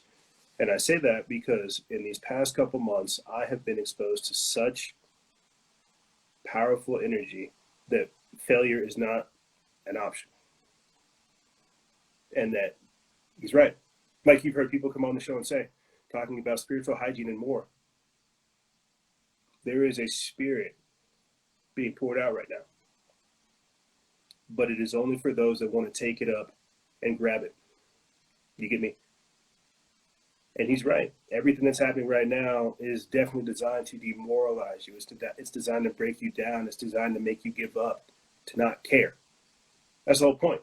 That's what I was talking about with the accelerationists and extremists and things like that. People that don't want to build anything, that don't want to save anything, that are just like, mess it. Let it all burn. And I get that. But precisely, Andre 7, Shalom, that's the Antichrist spirit. That's a spirit of destruction, not of restoration, of degeneration, of decadence. You know, there's a lot of things that John said that I hope he joins us again to talk about, because it's everything here. The separatism, the secession movements, the Civil War, all that, he was right when he was saying that war would be bad for these people. This is somehow why this is again a part of that 40 chess. If they can put the troops out there, they can radicalize people to go out there to go shoot the troops, then they have a reason to justify the taking of people's rights, the right to bear arms, the Second Amendment, the First Amendment. It's very, very tricky what's happening here. You see, war would be bad for these people, but at the same time, they could manipulate that outcome. War is not good for them, even though they profiteer from it. We're moving into a different phase now, the sharing of research, or the sharing of resources, right? We're moving away, hopefully, from war, from World War and things like that, right? The sharing of resources, water, food, things like this. You'll hear that because of COVID-19, all the supply chain breaking down and people not being able to get certain products, certain supplies, resources, and more. You're going to hear a lot more of that begin to be discussed in this time period. This is why Joe Biden says that he's going to shut down the oil and gas industry, moving us into renewable technology. Well, what happens whenever not everybody's able to get the same amount of energy or the same amount of resources or the same amount of power, food, supplies, whatever it is, because of the lockdowns, because of the security checkpoints, because of the breakdown of the supply chain and more. This is a part of the Great Reset, right? Like, I don't have the little graph here, but I heard people in the chat talking about how we sound like we're going into the Hunger Games. This is why I freaked out talking about how nationalism versus globalism will devolve into regionalism, because these are two polarizing, opposing forces, right? You can't have somebody that's over here fully for their country being exposed to the world. This is why North Korea looks like a joke in the modern time period, because they have access to technology, the smart, like internet and more, yet you guys are staying within your bubble, very isolationist. What that's going to end up doing is forcing us to go into the regionalistic mindset, the USMCA, right? US, Mexico, and Canada agreement, where we don't necessarily pay attention to what's happening on the globe, but we pay attention to what we're able to produce for the global market, right? I think out here in the Southwest, I would be involved in mining. I'd be involved in the mining aspect of it. I think over there in Texas is where agriculture and cattle raising, animal husbandry and farming. And then over there in California is like the luxury supplies with diamonds and things like that. FEMA already has like an entire little district outline showing you where you're going to be. The author of Hunger Games took that a step further and said, okay, well, based off of what these guys are putting out there, their projections, looking at whatever statistics and research and information they have up at the time, they wrote a story about it. That's what Hunger Games is. It's our future. So when I'm talking about the separatism, the secessionary movements, the Civil War, the Great Reset, the Rebellion, Agenda 21, Agenda 2030, that's all in that time frame. We are going to begin to see a fracturing and a breaking apart of the world that we once knew, where again, you're going to have pockets of normality, to where you're going to have, again, sanctuary states, states that are beholden to the Constitution versus states that are beholden to the United Nations, right?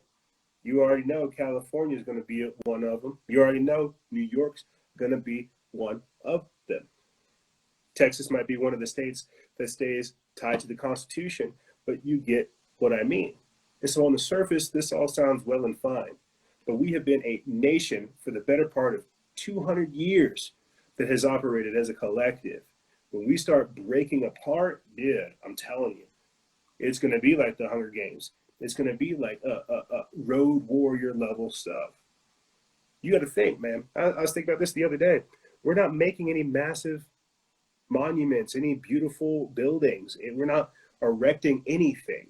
We're getting on goddamn social media, twittering and twatting and chatting, talking smack like that's the cast me out. We're not building anything. We're becoming agitated, radicalized, angry, and destructive. We have to try to stop our impulses of being angry, degenerate jerks that want to destroy everything.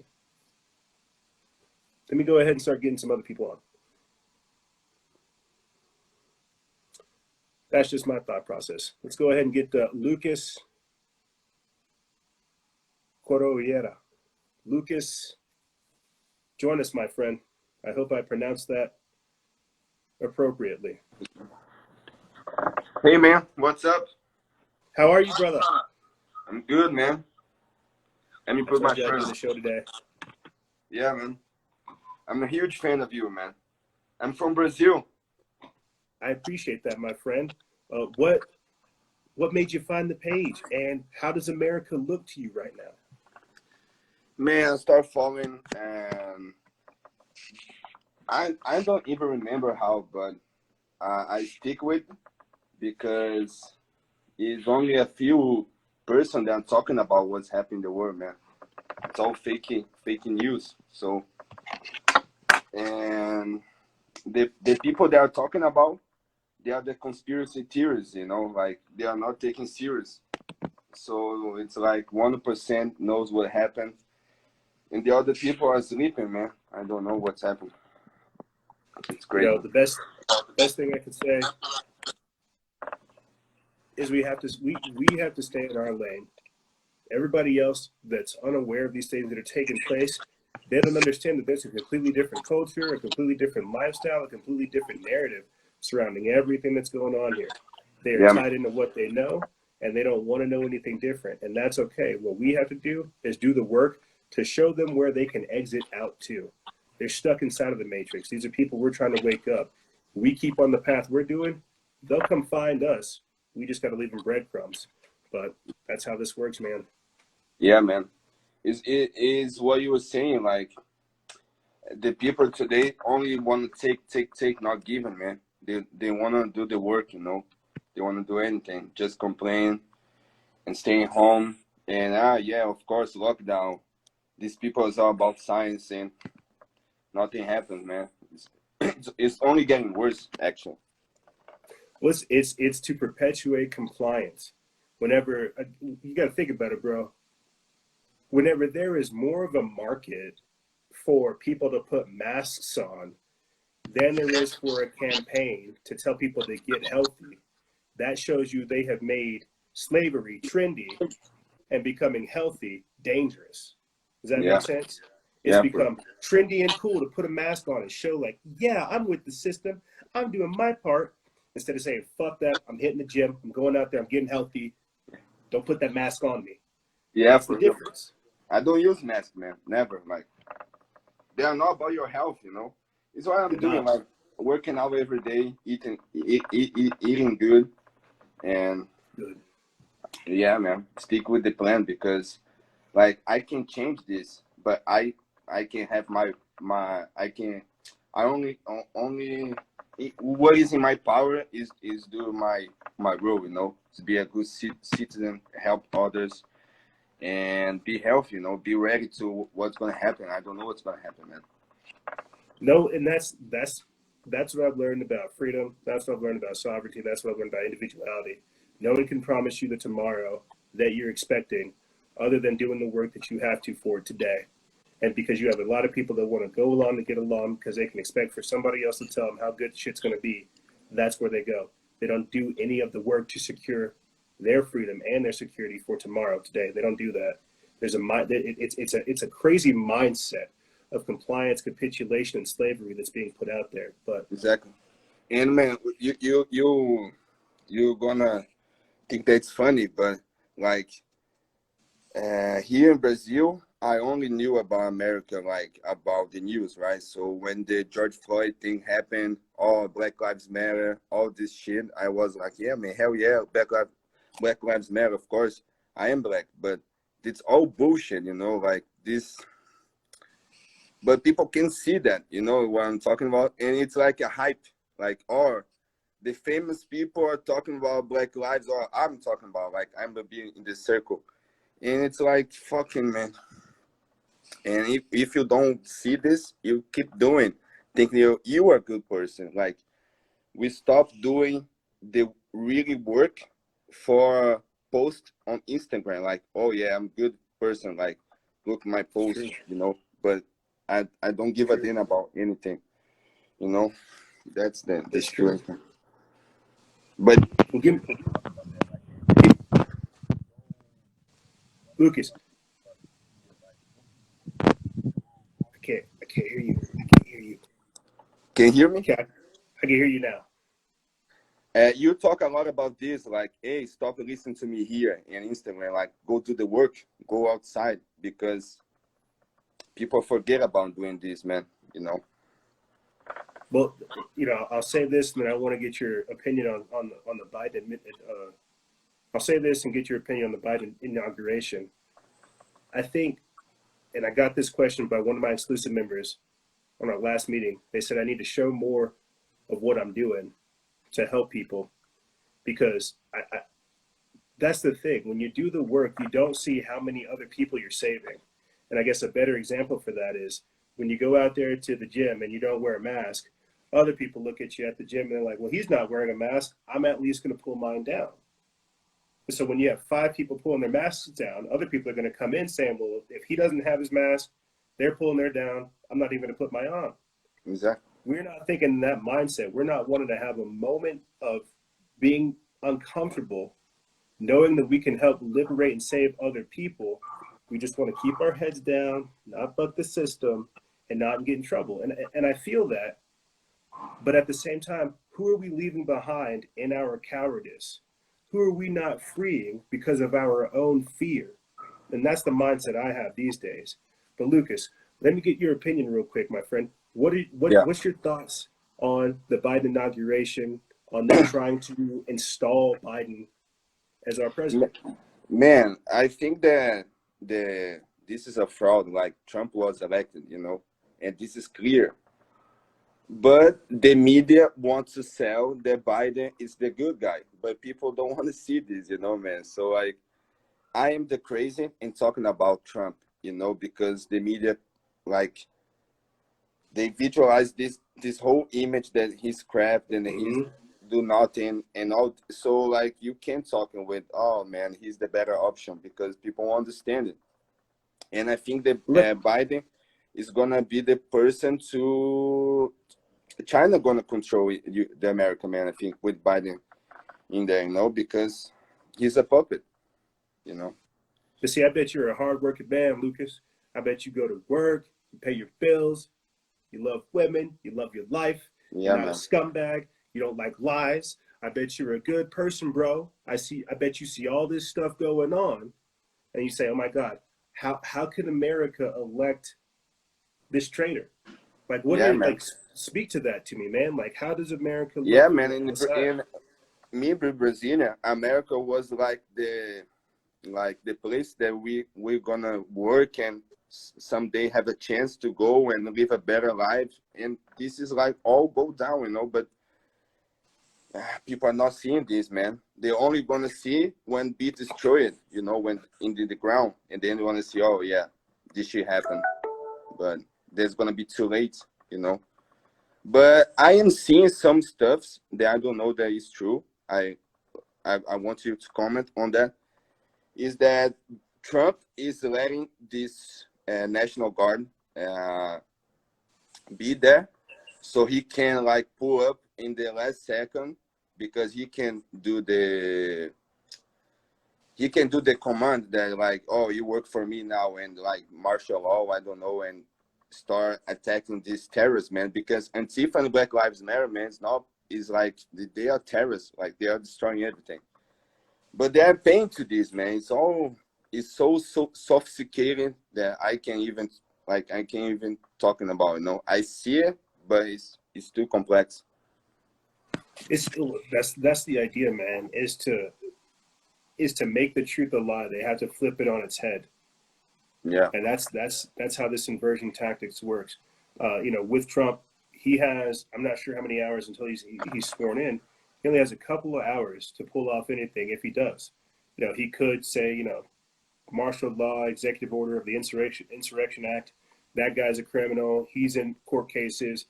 He could use the military to detain people like Joe Biden and stop his whole transition into power. They might call him like an authoritarian or a dictator for doing so, but that might also be him lawfully and legally executing the Constitution. I'm not sure. There's not a lot of moves that he can make right now, but it also frustrates me to think of Trump's whole presidency kind of ending on what feels like a whisper. Yeah. Like, for this man to have like a monumental administration taking care of all the stuff he's doing, for him to just kind of drift away into obscurity, it doesn't make sense. This all happened with Obama, right? Like, Trump was trying to save USA from this all, but the media, Obama is the king, is the best president, but it's all, that's the thing, man. It's all fake news that you can distinguish what is right or is wrong, because like it's bad, man. But the thing is, you think that it's gonna be good if he pulls out like a martial law or something like that? I don't know, for saving Biden. I'm not sure, man. From Biden. I'm not sure, because I feel like if he were to enact martial law or the Insurrection Act, the country would be on like immediate lockdown. Yeah, we might be safe with Biden, but we got to think about these other deep state elements that would try to usurp Trump's authority while the military is in place. And so, yeah, we might get rid of one threat, but we also might be inviting like another in. And so it's like, it's frustrating, because we see what the potential outcome could be for one scenario, and it truly is like a lesser of two evils type thing. And so the sad part is it looks like Biden's going to be installed, and I don't think he's going to be there for that long. I think he's going to maybe be gone by April, and then we're going to be dealing with a Harris administration. But that trips me out because people already know that Biden's a puppet. He's going to try to do as much as he can to sell the country out before he's either dead, gone, declared incompetent, and out of the way. And then we're just going to be given Kamala Harris as a figurehead to help pacify the population, while at the same time systematically removing opposition and dissidents to this administration. It's going to be crazy. As much as I would want Trump to do something, I feel like right now, dude, I can't see it. Like, I want him. I think I'm with everybody else. I was talking about this in the previous segment with the Hopium. I definitely want him to help, but it feels like we are definitely up the Yellow River. And the thing is, like, this all started with 15 days to low the spread, man. We're gonna go about 1 year of lockdown. Like, shit is crazy, man. You know, and people just want to work and pay their bills, but oh no, man, stay your house, like lockdown. And the thing about the vaccines, man, a lot of people are dying here in Brazil. People are crazy to take this shit that I am posting, and like people are starting to get mad with me because I'm saying, man, this, you know, if like 10 months to develop a vaccine is too early, man. They are like doing like a live experimental with everybody, like it's crazy. And I'm not gonna take this shit for real. Check this out. I wish I had some of the articles pulled up here, but there are people in Canada, there are people in Germany, there are people all over the world, nurses that are like, we are not taking the vaccine. There are people in prominent positions of power who say we're not taking the vaccine because they understand that the adverse side effects. Here's an article headline. Moderna vaccine causes, quote, severe side effects in up to 10 people, prompting California to call for the pause of the rollout. Exactly. So adverse reactions, it's already killing people. Well, I talked about this at the end of 2021. Right? Yeah. People developing Bell's palsy to where half of their face is just like stroke ridden. And they're like, hey, this is a great thing. People need this shot. Let's give it to old folks. Let's give it to people with allergies. Yeah, all these people who have comorbidity factors, if they said, hey, population control, man. Population control with this is like too much. You see Bill Gates talking about this all the time. Too much people in the world right now, and we need to slow down. It's crazy, man. I agree, brother. I definitely agree. Final comments. What did you want to leave the audience with? Man, nothing. Just stay strong. Like what we're talking about, go outside, be with nature, like sunlight, work out, you know, run, and be with your family, man. I don't know, like the true story that Trump or Biden and anyone is good, you know. They all have their agenda to follow, and we have to do our own part, you know, our own life, man. Like we need the money, but we need to. I don't know, man. It's crazy. I try to not think about too much what's happening in the world and focus in my home, you know, my family, my life. But sometimes it's hard because we are too much people, man. If we can organize, nothing will stop us. But we cannot even agree with simple stuffs. So it's hard. I agree, brother. That's all we have. All we have is time and what we do with it. And I know things are moving fast, but that's how progress works. It moves at a snail's pace. But Lucas, I want to say thank you, brother, for joining us. Hopefully I see you soon. I'm gonna be on your private member, man. I'm already on the Telegram, but I'm gonna be on the private member. I hope to see you there soon, brother. Keep the work, man. Don't give up. You are important. You changed my mind in a lot of stuff. Appreciate it. Glad I could help, brother. Stay safe. You too. There he goes. Lucas Corruera. I hope I pronounced that correctly. I see that you guys are telling me to kick out, what is her name, Seabaws. She's actually being smart right now, or he's being smart, whatever the troll's doing. They're not commenting, so I'm unable to do so. That's how these people work. They love to say inflammatory things just to kind of agitate you guys. You got to watch out for that. But next time they say something, they'll get the door real quick. But I really do appreciate Lucas hopping in and saying that, bringing this type of stuff to our opinion or to our attention, because people don't really see. They really don't. And sometimes we get trapped in our echo chambers. We get frustrated, hoping that the rest of everybody else will see what's happening.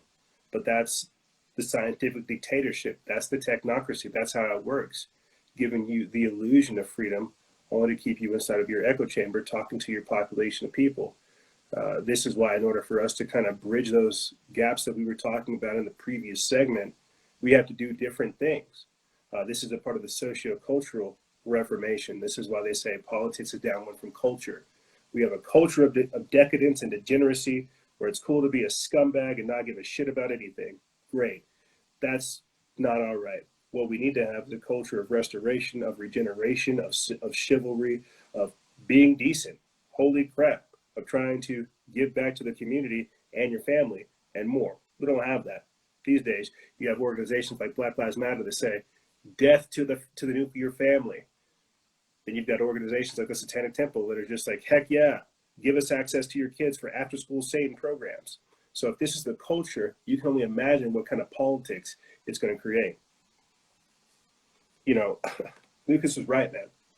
People are so lost and in such a haze that they truly are unable to pull away from the propaganda, from the alternative mindset, from everything else that's going on. This is what I mean by the hopium. People hoping that, hoping that they don't get the vaccine, hoping that these things don't happen, hoping that, hope. What actions are you taking? What work are you doing? Right, I put those vaccine exemption forms in there, as well as ending of mandatory testing. And I think what I'm trying to say is, we get addicted to outrage. We don't get familiar with the actions. It's okay knowing the truth, but like Lucas says, sometimes we kind of get information overload and don't put it into play. And what I mean by that is, when you file a lawsuit against the governor, or you file a lawsuit against the state, or you file a lawsuit against like anybody, you have to have facts, statements, evidence of everything that you're trying to get across to explain your viewpoint. But whenever we don't really know what our viewpoint is, when we don't really care what we're trying to get out of this outrage, well, then we basically just invite more of it in. We become addicted to the outrage, we become addicted to being upset, and we don't do anything about it because we wait for tomorrow to be even more upset than we were yesterday. That's not what we should be doing. I should not be able to come up over here, get frustrated about this type of stuff, talk about it for several years, and not be able to come up with a solution. That's the problem. That's why we keep going in this circle. It shouldn't be. It should be a linear type thing. You get upset, you find a problem, you work on the solutions, move forward. But because that's not the thought process, we just keep getting upset. We get addicted to being upset. We don't do anything. The problems intensify. We become even more powerless. This is what I'm trying to tell you. We have to stop. We have to stop this. We have to stop the Hegelian dialectic. We have to stop being addicted to outrage. We have to go through some of these processes. We have to start figuring out solutions. They're not going to be fucking pretty. If they were pretty, if they were nice, everybody would be doing it all the time. We wouldn't be in this situation. Some of these situations and some of these solutions and answers are going to be like pulling teeth from a stump. It's going to be like, it's going to be really, really hard. It's going to be extraordinarily difficult. It's going to be opposite of what we know. But that's why you got to ask the question of what you do know and whether or not you want to go down that path. Let's go ahead and start getting somebody else on. Tree ant. What does that say? Tree ant.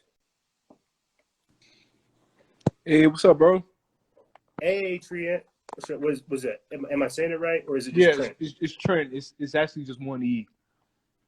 That's me being a nerd, thinking that like tree ant, like nah, that's my rapper rapper Instagram name. You know, like All right, what up? What up, Tree Amp? All right, How you, exactly. bro? Exactly. Just playing around though, man. But I do believe what you've been saying though, man. Like, I just want to find out what's like what can be a solution to like this stuff that's going on. It's like a lot of things you want to address, but it's like nothing that you can really like get, I don't know, an answer for. It's almost like they're making the answers for us in a way. Yes. Yes. That's exactly what I was just talking about right there. They set us up to put us into a position that is only beneficial to them. When I'm talking about creating groups, committees, nonprofit organizations, voting with your dollars and voting with your lifestyle, that is a long, somewhat arduous process that only really shows results after 2 or 3 years. People want an immediate solution. That's why I have to go back to cultural change, not political change, not instant gratification. If we start, again, investing in businesses, not necessarily corporations, cultures, style, art, music, history, any of these types of things, that helps us fight these ideologies, that helps us fight some of these problems. But because, again, you have anti-American sentiments coming in here being funded by China, it's the coolest thing ever to hate America. You see how that works? Yeah. That's precisely, Jared 25. We have to become counter-economists. We have to practice that conscious entrepreneurship, because right now we're seeing that our vote is kind of defunct.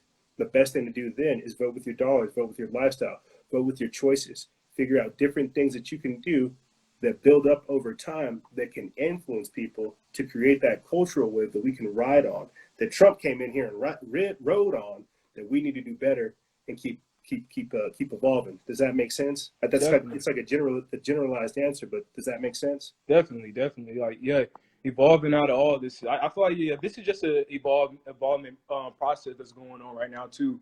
It's definitely a lot of effed up stuff going on, but it's definitely some good stuff that's gonna be weaving out of this, bro. And I just hope to do, man. Like for the most part, and it's not like my lifestyle has changed in any way. It's just looking at all these distractions in the news and whatever they want to like make pop off this week. Like the whole riot thing. Like I seen that like even Corona took a day off. Like no one talked about Corona. No one talked about Corona at all. Like, it was like the funniest thing, and I was just like, well, at this point, it's like news is just trying to like keep people engaged as possible. But I'm glad a lot of people are questioning this. Like my parents is questioning this. It's like I'm like, wow. Like I spent a year studying this, meditating, going within, just to like know, like, okay, this whole thing is fake society. It ain't even real. It's badly constructed. The foundation that is set on is shaking right now. Like all this, my elders, they're noticing this right now, which is the craziest thing, man. Like, but what does that say about you, though? What does that say? I've said this before. Black sheeps is leading the family. What does that say? I bet they're coming to you now, though. I bet they're wondering how you feel about this. Like, hey, are we seeing the same thing? How do you feel?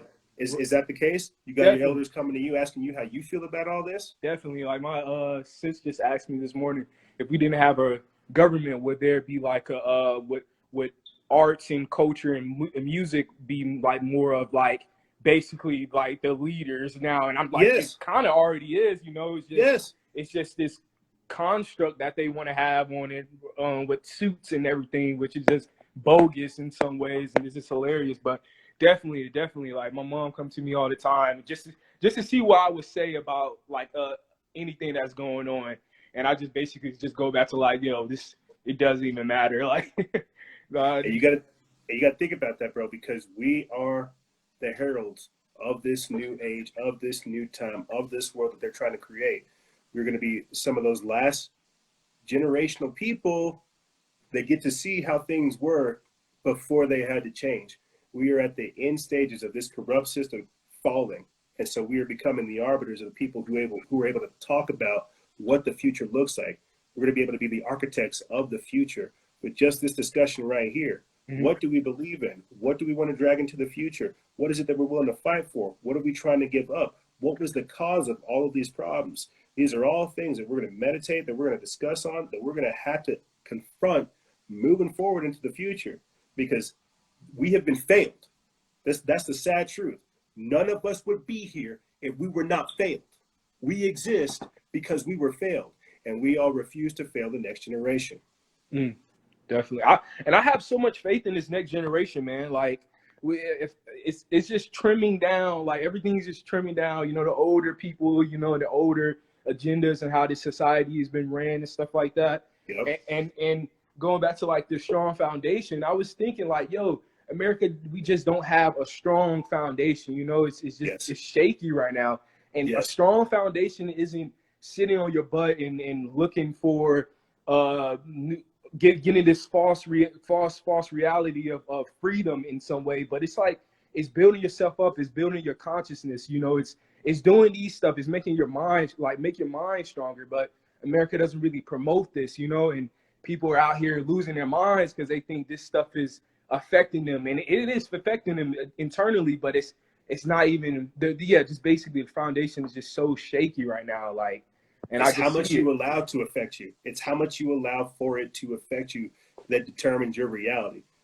And that's one thing that we forgot, dude, because you're right. It's the same question you came in asking on. Why does it feel like the media is telling us to go do these things? Because we have a brain dead population that doesn't know how to think for themselves to come up with original and authentic ideas to combat them. So they see this bombardment happen. They see the propaganda happen. They're like, well, sure, I got nothing else going on. COVID, like you said, COVID's not happening this week. I guess I'll go protest this week. Right. And that's what happens. They don't think past what the immediate is, what their actual values are. And so they get impressed upon, they get indoctrinated, they get brainwashed, they get mind controlled. And that's where we're at. We have people waking up from the mind control. You have people creating new talk points. You have them fighting this ideology. And that's going to look different, man. Like I said, for the past 30 to 40 years, you have multiple generations that didn't do jack diddly because they didn't know. Yeah. We do not have that luxury, and now we have to do something. Oh yeah, and we are like you can. I'm just all the people that I follow like on social media, Freedom Faction, all you guys like, and it's funny that these people are like trying to censor you guys stuff, and I'm like, yo, like, and it's getting way more popular, like, you know, these opinions that y'all coming out with, and I'm just like, yo, like, okay, that's what I'm saying. I have faith in this next generation, this next, because we have the tools that we need to like actually make this a new society. This phone in my hand is another reality as we speak right now. So this is just our chance to, you know, take over and yeah, just like, I wouldn't even say take over, but like know that we're equal in all ways and try to even like, because I was back and forth with this whole black thing. I'm not gonna lie, when the George Floyd thing happened, I was really like black, and then I had to think like, especially like today, like it's all of us here, bro. It's like it's a collective consciousness. Like the media will try to separate us in any way it wants to, but like we all here together. We just got to work together, bro. And that's what the agenda I should be pushing out myself. Well, quick question to you, Trent. I got a question. Speaking of working together, does your music sound like you do right now? Oh no, I was actually just playing about the whole music thing, like the whole. I'm definitely considering, you know, trying to find a voice in something other than, you know, music all the time. But definitely, like I definitely dabble into that. I left music to come do this, and I would definitely recommend you to still do both, bro. For sure. The world I needs do more have a conscious YouTube. artists. I do have a YouTube. It's called Open Mind Network. It's with me and my friend. Okay. And we've been doing this for a year now. And we've been not for a year, actually like 4 months, gained like 180 subscribers, you know, but we talk about real issues. It's just a fun platform to have, you know, to talk about and address. A lot of my family has like literally woke up because of, not even woke up, but like they're more knowledgeable and more into like what we're talking about, what agenda we're trying to push out. Where's the invite? Oh, the invite. I'm about to put it in the comments right now. Oh yeah. I'm saying, where's my invite? Like, you ain't gonna have me on? Like, oh yeah, I'm about to DM you right after this, man. We definitely need you on there, bro. Definitely need you on there. Hit me, man. So for sure. Before I let you go, final comment. What do you want to let the audience know? You know, just be safe out here. You know, this is a time where we should connect to ourselves and connect with the people around us, and the people that don't serve you in your life right now, you know, get them out your life so you can figure out what you want to do with your life and what you want to do internally and fix all the internal issues that's going on, and keep raising your vibration and all those good things. You know, eat healthy and all those good things, and just take care of yourself, man. That's what I want to hear. Yes, sir. That's what I want to hear. I'll talk to you soon, Trent. You be safe out there, bro. You too, man. I appreciate the invite, bro. You are appreciated. Stay strong. You too, sir. All right. There he goes. That was me being a nerd thinking it was like a tree ant from like Lord of the Rings. Like, oh, tree ant. Rawr. But it was actually Trent. Powerful conversation. Strong foundations and let's say Open Minds Network. That's his YouTube channel. Heck yeah, man. He's right. I definitely got faith in this next generation. And it's crazy too, because, you know, it ties back into Zebellion, man. And that's what we're going to see. We're either going to have people that have faith in the system and want to try to fix these cracks in it and do something good. And then you're going to have people who are just accelerationists and extremists who are like, I don't care at all. Burn the sucker down. And that's what we're going to be. And it's just very interesting to see like how fast things unfold, how fast people get involved in the game, what angles they take, the routes and the trials and the tribulations that pop up in between, and just how we respond to them. Because truly, we are all that we have, you know, and that's definitely something I want to do more so going into the future, is share the spotlight. I don't think I'm doing anything massive, but what I want to do is take what I've got. That's why we do the Instagram lives with you guys. Take what I have and I give it to you guys and say, hey, the spot's yours. Come up here and come talk to the people. Let's figure out what's going on. Because I don't know everything, and I know what I know, but I think the best route to take is to begin building a faction of freedom, building a freedom faction. That was supposed to be one of the things I wanted to talk about at the start of the transmission, how going forward into this year, I've got to figure out how to dial back some of my involvement in all of this, and at the same time, teach everybody else how to do what I'm doing, because I can't do everything and everybody has to start doing something. And so that was very, very empowering to get Trent on here to break that down for us, man, and to give us his perspective. I think being in this for 8 years now, growing up with the folks that I did and then doing the stuff that I did, it's very interesting, again, just to have somebody else from the younger generation come up in here and talk about what they see from their perspective, because it is important. Let's see, we have a couple more minutes before we have to hit the old dusty road. Let's go ahead and get, what is this? Adrian Azaki? Adrian Azaki. Hope I'm pronouncing that right. Adrian Azaki, please join us. And if not, that's okay. That's okay, because there are others that will take the opportunity. Okay, sorry, Adrian, I gotta let you go. Let's go ahead and get, what is that? Shanananda.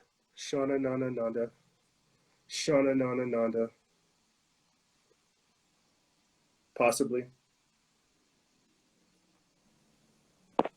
Yo, what up, Sean? What up, family? How are you, bro? Good, man. How are you, brother? I'm hanging in there, playboy. Did I say your name right? Was it Shanananda? Nah, Sean Ananda, because Shanananda. So Sean's my name. Ananda means bliss. So okay, my midwife's name is Nandi. Do you think that's? I said my midwife's name is Nandi. Do you think that's probably translatable? I don't know. Her name's Andrea, but they call her Nandi. Nandi is like a Hindu, you know, on some like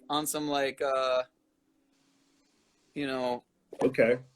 You know, Bhagavad Gita type material. Like that's where I think I picked it up on. If you've ever heard of the Living Gita or the Bhagavad Gita. Yes. Super big read. I need to read more, man. Honestly, it's like that's the thing about this generation is that I'm 28, so I'm not a Gen. What would I be? A Gen? I think we're millennials. I'm 28 too. I think we're millennials. Hey, you're 92? Yeah, bro. What's your birthday? 10 days from now, I'll be 29. Okay. Happy early birthday, man. Happy early birthday. Thank you, man. Yeah, so I actually just I tried to message that last Open Mind Network guy, but I can't. I don't know how to message on you through YouTube. He's got a pretty beginner I'll put his level. link in the page here. Sorry. Okay. No, so I went on the YouTube and it had a link to his Instagram, so I'm just gonna contact him through that because I don't know how to contact through YouTube. But anyway, so I think in the times that we're in right now, it's more important than ever to more than anything really is to connect with like-minded people who I personally myself I'm in South Florida and I'm trying to organize a little group who are willing and wanting to start an off-grid community, man, and have people who have different skills, who you got your people who can grow the food, your people who can tend to the cooking and cleaning and whatnot, your people who can tend to just different aspects of what we already have in this society, but will actually be connected to Earth like we should be, like we used to be, like we've fallen away from. You know what I mean? And I think that is the reason why the main reason why we're so dysfunctional in our health, physically, spiritually, mentally, emotionally, in all aspects. I think that's why we have the problems that we do, is because we've become so disconnected from our. Yes. I mean, it's becoming so inorganic, our nature, which is why people are actually trusting in a system that, I mean, they know deep down is not conducive to their spiritual development, or I mean, it's the opposite. It's all inverted, and everything about this reality is inverted. I mean, the healthcare system, the educational system, every system is literally inverted. Yes. And it's all, you know what I mean? And it's all essentially to reap in profits. I mean, healthcare is sick care to reap in profits because there's no money in the cure. Education now keeps you stupid because truth will set you free. I mean, the law and these lawyers and judges are all, in the back pockets of each other because it's all money. I mean, at the end of the day, it's all money. It's all the beast system is all money. So we have to break free from it, man. We have to create our own system, and that's the thing, is that people see that as not just impossible, but such a big task that they're not willing to take on that chore, that mission, and it's understandable. Let me interject. Let me interject on that, because I've definitely been talking about some of these thoughts with people in my local community. Brothers that have, 24 acres, to people that have several acres, to people who are just trying to build like on their land. What you're saying is not far off. I think the problem is the commitment factor. Are people radically committed to liberty? Are they radically committed to freedom? Are they radically committed to sovereignty and stuff like that? Right. And I mean like building your own outhouse, building your own shed, have it stringing up like electricity and all that. That's stuff that I'm learning how to do for the sake of being self-sufficient. Sure. And so I think it's that commitment factor, because it's definitely real. Like the previous caller said, we have the resources, we have all the tools, but we don't jump, we don't stick to it. And there's no one else out there that's going to build these types of systems for us, or that are going to build these communities for us. That's why I got so frustrated when I was talking about all this Trump stuff, is nobody's using that massive momentum to actually build anything worth anything. They're just giving it over to this system that's designed to rob them of their rights, instead of taking back that power and strength from the system and creating something with it. And so now we found ourselves in a position where we don't have any money. We're all debt. We're basically hovering over being in debt because of COVID. No one has work. And so they just drained us politically and now financially. And so that's why they're pushing the Great Reset, because no one's having this kind of conversation on a massive scale. They're going along with what's being put out there for them. Right. I'm hearing everything you're saying, and you're absolutely right on every part. I mean, the fact that people that have that amount of, it sounds like you got some connections.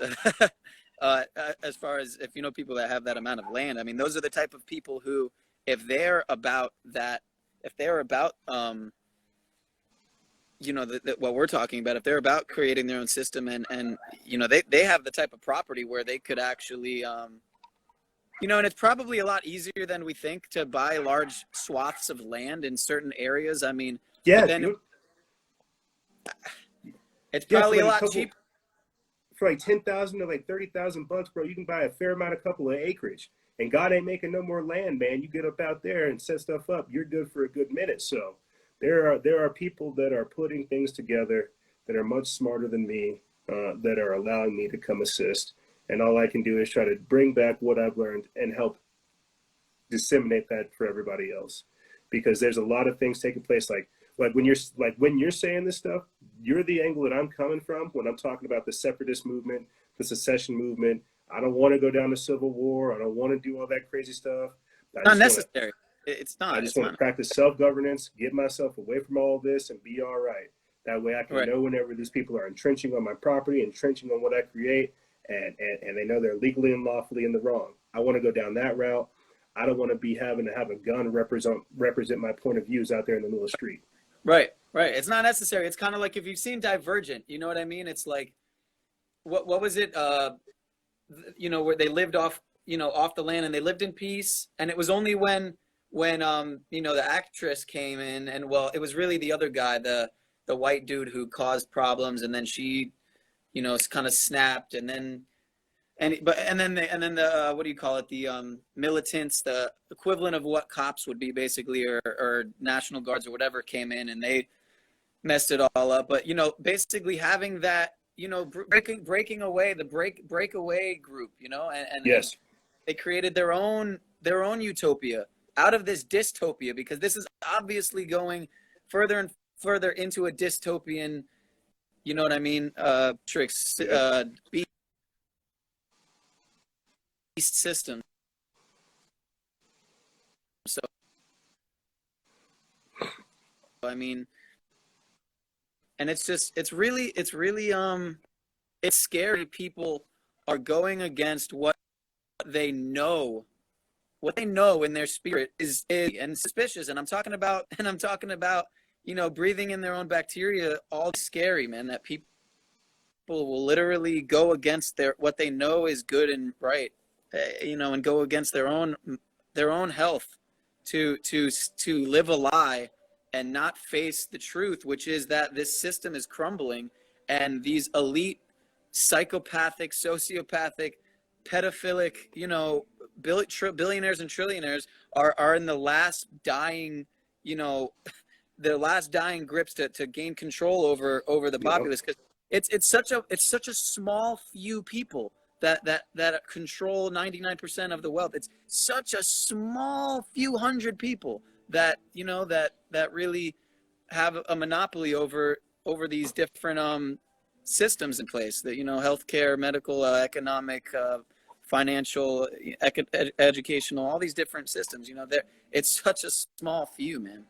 And it's funny because I heard a couple people in chat talking about gematria, and it's like, when you learn gematria, gematria was probably my biggest wake up of 2020. It really showed me how, I mean, I already knew the fact that the system was scripted and rigged, but it showed me just how scripted, you know, this reality is, and the fact that the news is literally fake. I mean, not just like, you know, literally they make up these stories just to perpetuate this ritualistic practice that's thousands and thousands of years old. I mean, you know, we're in Babylon. It never crumbled. It just changed locations, you know.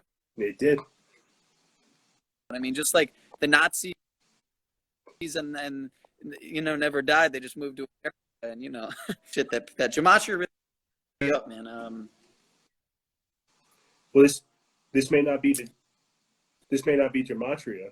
I'm not sure if you can hear me because it's breaking up. Yeah, I would recommend, if you're not aware of gematria. Gematria is the practice of Oh, you are aware?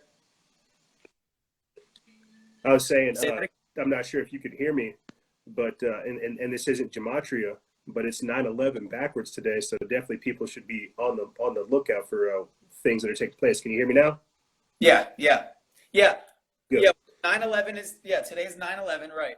Reversed, and they work invertedly. They're all they work in inversions, right? And also, So see, just to kind of speak on that real quick, now that I think about it, because if it is 9/11 in reverse, if we got attacked on 9/11, it only makes sense for us to be invaded backwards. Does that make sense? Like, I don't know if I explained that the right way. Explain. But if we got attacked on 9/11, if we got attacked by so-called terrorists, jihadis on 9/11, September 11th, it only makes sense for us to be invaded by those very same jihadi terrorist forces here in the reverse. That's just kind of how my mind works. Sure. Yeah. Or for us to invade them or cause some crazy, terrible, sacrificial bombing, there in the Middle East. Yeah, either way, I could see it either way. But yeah, that's how they operate. That's exactly how they operate. So yeah, that's definitely a possibility for sure. Absolutely. And also in 2 days is 12121, which is a palindrome, same forward as it is backwards. So like we're saying, they work, in inversions, and so 12121 backwards is 12121. It's the same thing. So the next 3 days, today, tomorrow, and the next day. Obviously, tomorrow's inauguration, right? So something's going down. I don't know. I saw it pop up on my phone earlier today, and it said the U.S. surpassed 400,000, COVID cases. I think it said. And keep in mind, every time it says COVID cases, is that deaths? No. Is that deaths, or is that cases? And first of all, is it cases that's being designated from a faulty PCR test who the creator, Kerry Mullins, admitted himself could not be used to diagnose a virus? So, and this is what they're using? Come on, man. The whole thing is a scam. And I'm fully convinced that there may not be anything at all that is new as far as viruses go, and that it's really just the flu renamed, and then of course other things like 5G whiz. I'll say that so I don't get the censored. 5G whiz and beyond, and other factors like that are really at play, that are, because there is clearly people talking about people dying, perfectly healthy people dying suspiciously and all that. But guess what? A lot of these people supposedly have symptoms of what looks like high altitude sickness, which when you have vibrational frequencies being pumped through you, and I don't know if you've ever felt like you've had buzzing going on, or anything like that, especially when you're looking at certain content. But I notice it all the time, not to sound super psycho, but I mean, I notice it all the time that I feel like I'm being targeted. And, there's an Instagram page that I think is dedicated to targeted individuals, I believe it's called. And, I know I'm a targeted individual. You're probably a lot of the people in this chat are probably, targeted individuals. Oh, my little sister's in the chat. What the hell? Hey, sis. With someone knowledgeable. What? How did you? That's crazy. I don't even know how the internet. I don't even know. That's crazy. But got the family here. Hey, that's crazy. But hold on, I got a screenshot of that. That's just classic. Hold on. You're good, brother. That's how it works. Glad I could bring the family around the digital fire. Heck yeah. Yeah. Hey, I've been a fan for a long time, to be honest with you, man, and I've been a follower for a long time, and yeah, it's cool to get to chat with you, man. And this is really what it's about. This is really, I've gotten the chance to, honestly, 2020, I decided to detox. I did a tech detox. I didn't have a phone, and I've done it before. I had done it before one time for 2 years. I didn't have a phone, and, I like living outside of the matrix, you know what I mean? And I'm really getting back into it so that I can help educate and give others the knowledge that I've gained, and become a health coach also, and that's what's necessary, like that. bro. If you think about Right. it, and this is the question I always ask myself whenever I have like doubts or whenever I'm like wanting to go run away, I say, well, what about the yous out there that are waiting for you? Where were you whenever you wanted to get started? You got to do the work for the you that needs to get started, because we are the generation that we were waiting for. We were waiting for somebody else to come through and come do the work. It was us. That's why we understand this massive responsibility that we're inheriting to do the work. No one else can do it for us. And yeah, it's going to be hard, but bro, if somebody else did it for us, we wouldn't appreciate it. If we inherited it, we wouldn't understand it. We have to do the work because it's not for us that we're doing it. It's for everybody else that comes after. We're just sick and tired of having to deal with the same nonsense. We're the generation that got fed up. Right. But Right. Sean, final the great- closing comments, my friend. What did you want to leave the audience with? So there's two sides to this current ongoing and changing reality, and that is there's a great reset and there's a great awakening. The great reset, yes, obviously is existing and continuing in this matrix, wearing a diaper on your face, breathing in your own bacteria, which is causing all kinds of problems that we're not even possibly like brain damage, like depriving your body and your cells of oxygen. So cancers and all this nonsense that these elite psychopathic pedophiles are trying to do to us. And keep in mind, right after this Epstein bombshell got unveiled to the world, they want to say, hey guys, shut the up, okay? Shut up. We're gonna strangle you like Epstein now. Just shut up, all right? Wear this diaper on your face, you good little sheep.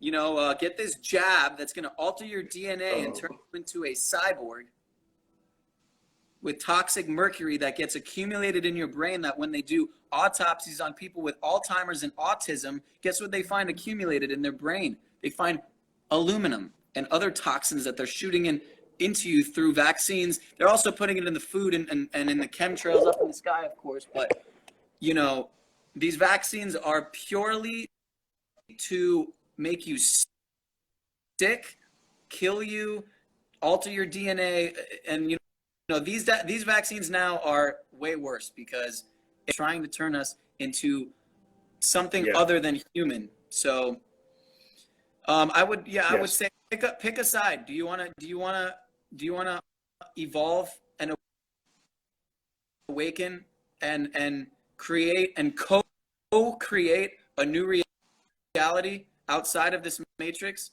and live in this great awakening, this system known as the matrix that is this great reset that they're talking about, this new world order? You know, do you pick a side? Do you want to stay human? Which side are you on, guys? Which side are you on? So I have another page that I'm trying to build. We are infinite consciousness on IG, and then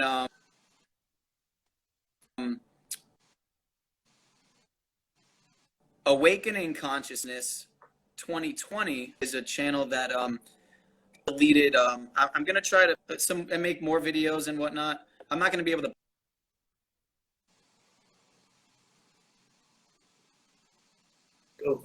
We are infinite consciousness.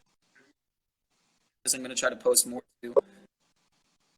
And then check me out on here too, Sean and my person. Sean, reach out to me. I'm in South Florida. Anybody in South Florida who's looking to... I think I'm frozen again. I don't know. Yeah, I don't know why it's all frozen or why it's glitching all crazy. But Sean, I'll for sure put your contact information in the bottom, my friend. I think it's like crazy.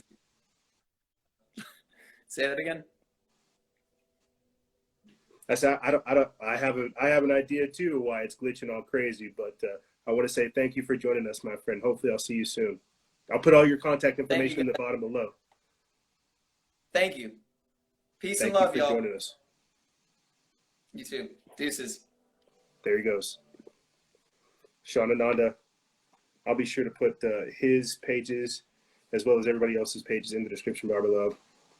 I think they definitely let us go a little bit over, and I am not going to look a gift horse in the mouth. But definitely a lot of different things were said in that discussion, and I want you guys to think about it going forward into the future. This is the separatist movement, the breakaway civilization. As you guys heard, it's clearly something I'm talking about on my own time, but something I think people should keep in mind. We saw a lot of this with Parler. We'll see a lot more of it with social media, but it's hearts and minds. That's where it starts. If we have to be out there in the streets carrying a gun, we already lost. That's not where you want to be. Bullets. Ideas are bulletproof. That's where we need to be thinking. We need to think about different terms, the war we're involved in, and the wherewithal we have, the resources at our disposal. But I want to say thank you, ladies and gentlemen, for joining us for this fantastic pre-inauguration first Instagram Live of 2021 transmission. Powerful transmission, and I hope that you guys join us next week. I won't lie to you. I think I have the ultrasound next week, so if I'm not here with you guys, it's because I'm seeing my baby. But Lord willing, I'll be here with you guys next week, coronavirus-free, talking about these things and more. I want to say thank you, ladies and gentlemen, for joining us. I know that we tend to be all over the place, but it's again to give you that wide panoramic view of the things that are going on so people really understand what's happening. It's the first show of 2021, coming back in the only way I know how. Look at me being all unimpressive and stuff. I want to say thank you to our guests that joined us, John Victor, Lucas, Trent, Sean Ananda, and Hope. I thought Adrian was going to join us, but oh well. I want to say thank you guys to spending time with us. We have a lot of different things coming up in the future. Too much for me to just kind of word vomit out to you right now. But yeah, all of the articles and things that I went over, the Telegram chat, the guests pages, and everything else will be featured in the show notes, in the link in the description bar below. And share this message, share this episode. Say, hey, they don't have to know that you found this page from forever ago. You can just go ahead and say, oh my gosh, look at this random black guy I found. You know, he loves America. And see, and watch me try to wake up your friends. Watch me try to wake up people. But yeah, ladies and gentlemen, that's all I really have for you guys and gals. If you have any questions, feel free to email me. I'll have it in the description bar below. And as always, guys and gals, stay vigilant, expose lies, and share truth. This is Noise Zero, Freedom Faction, out.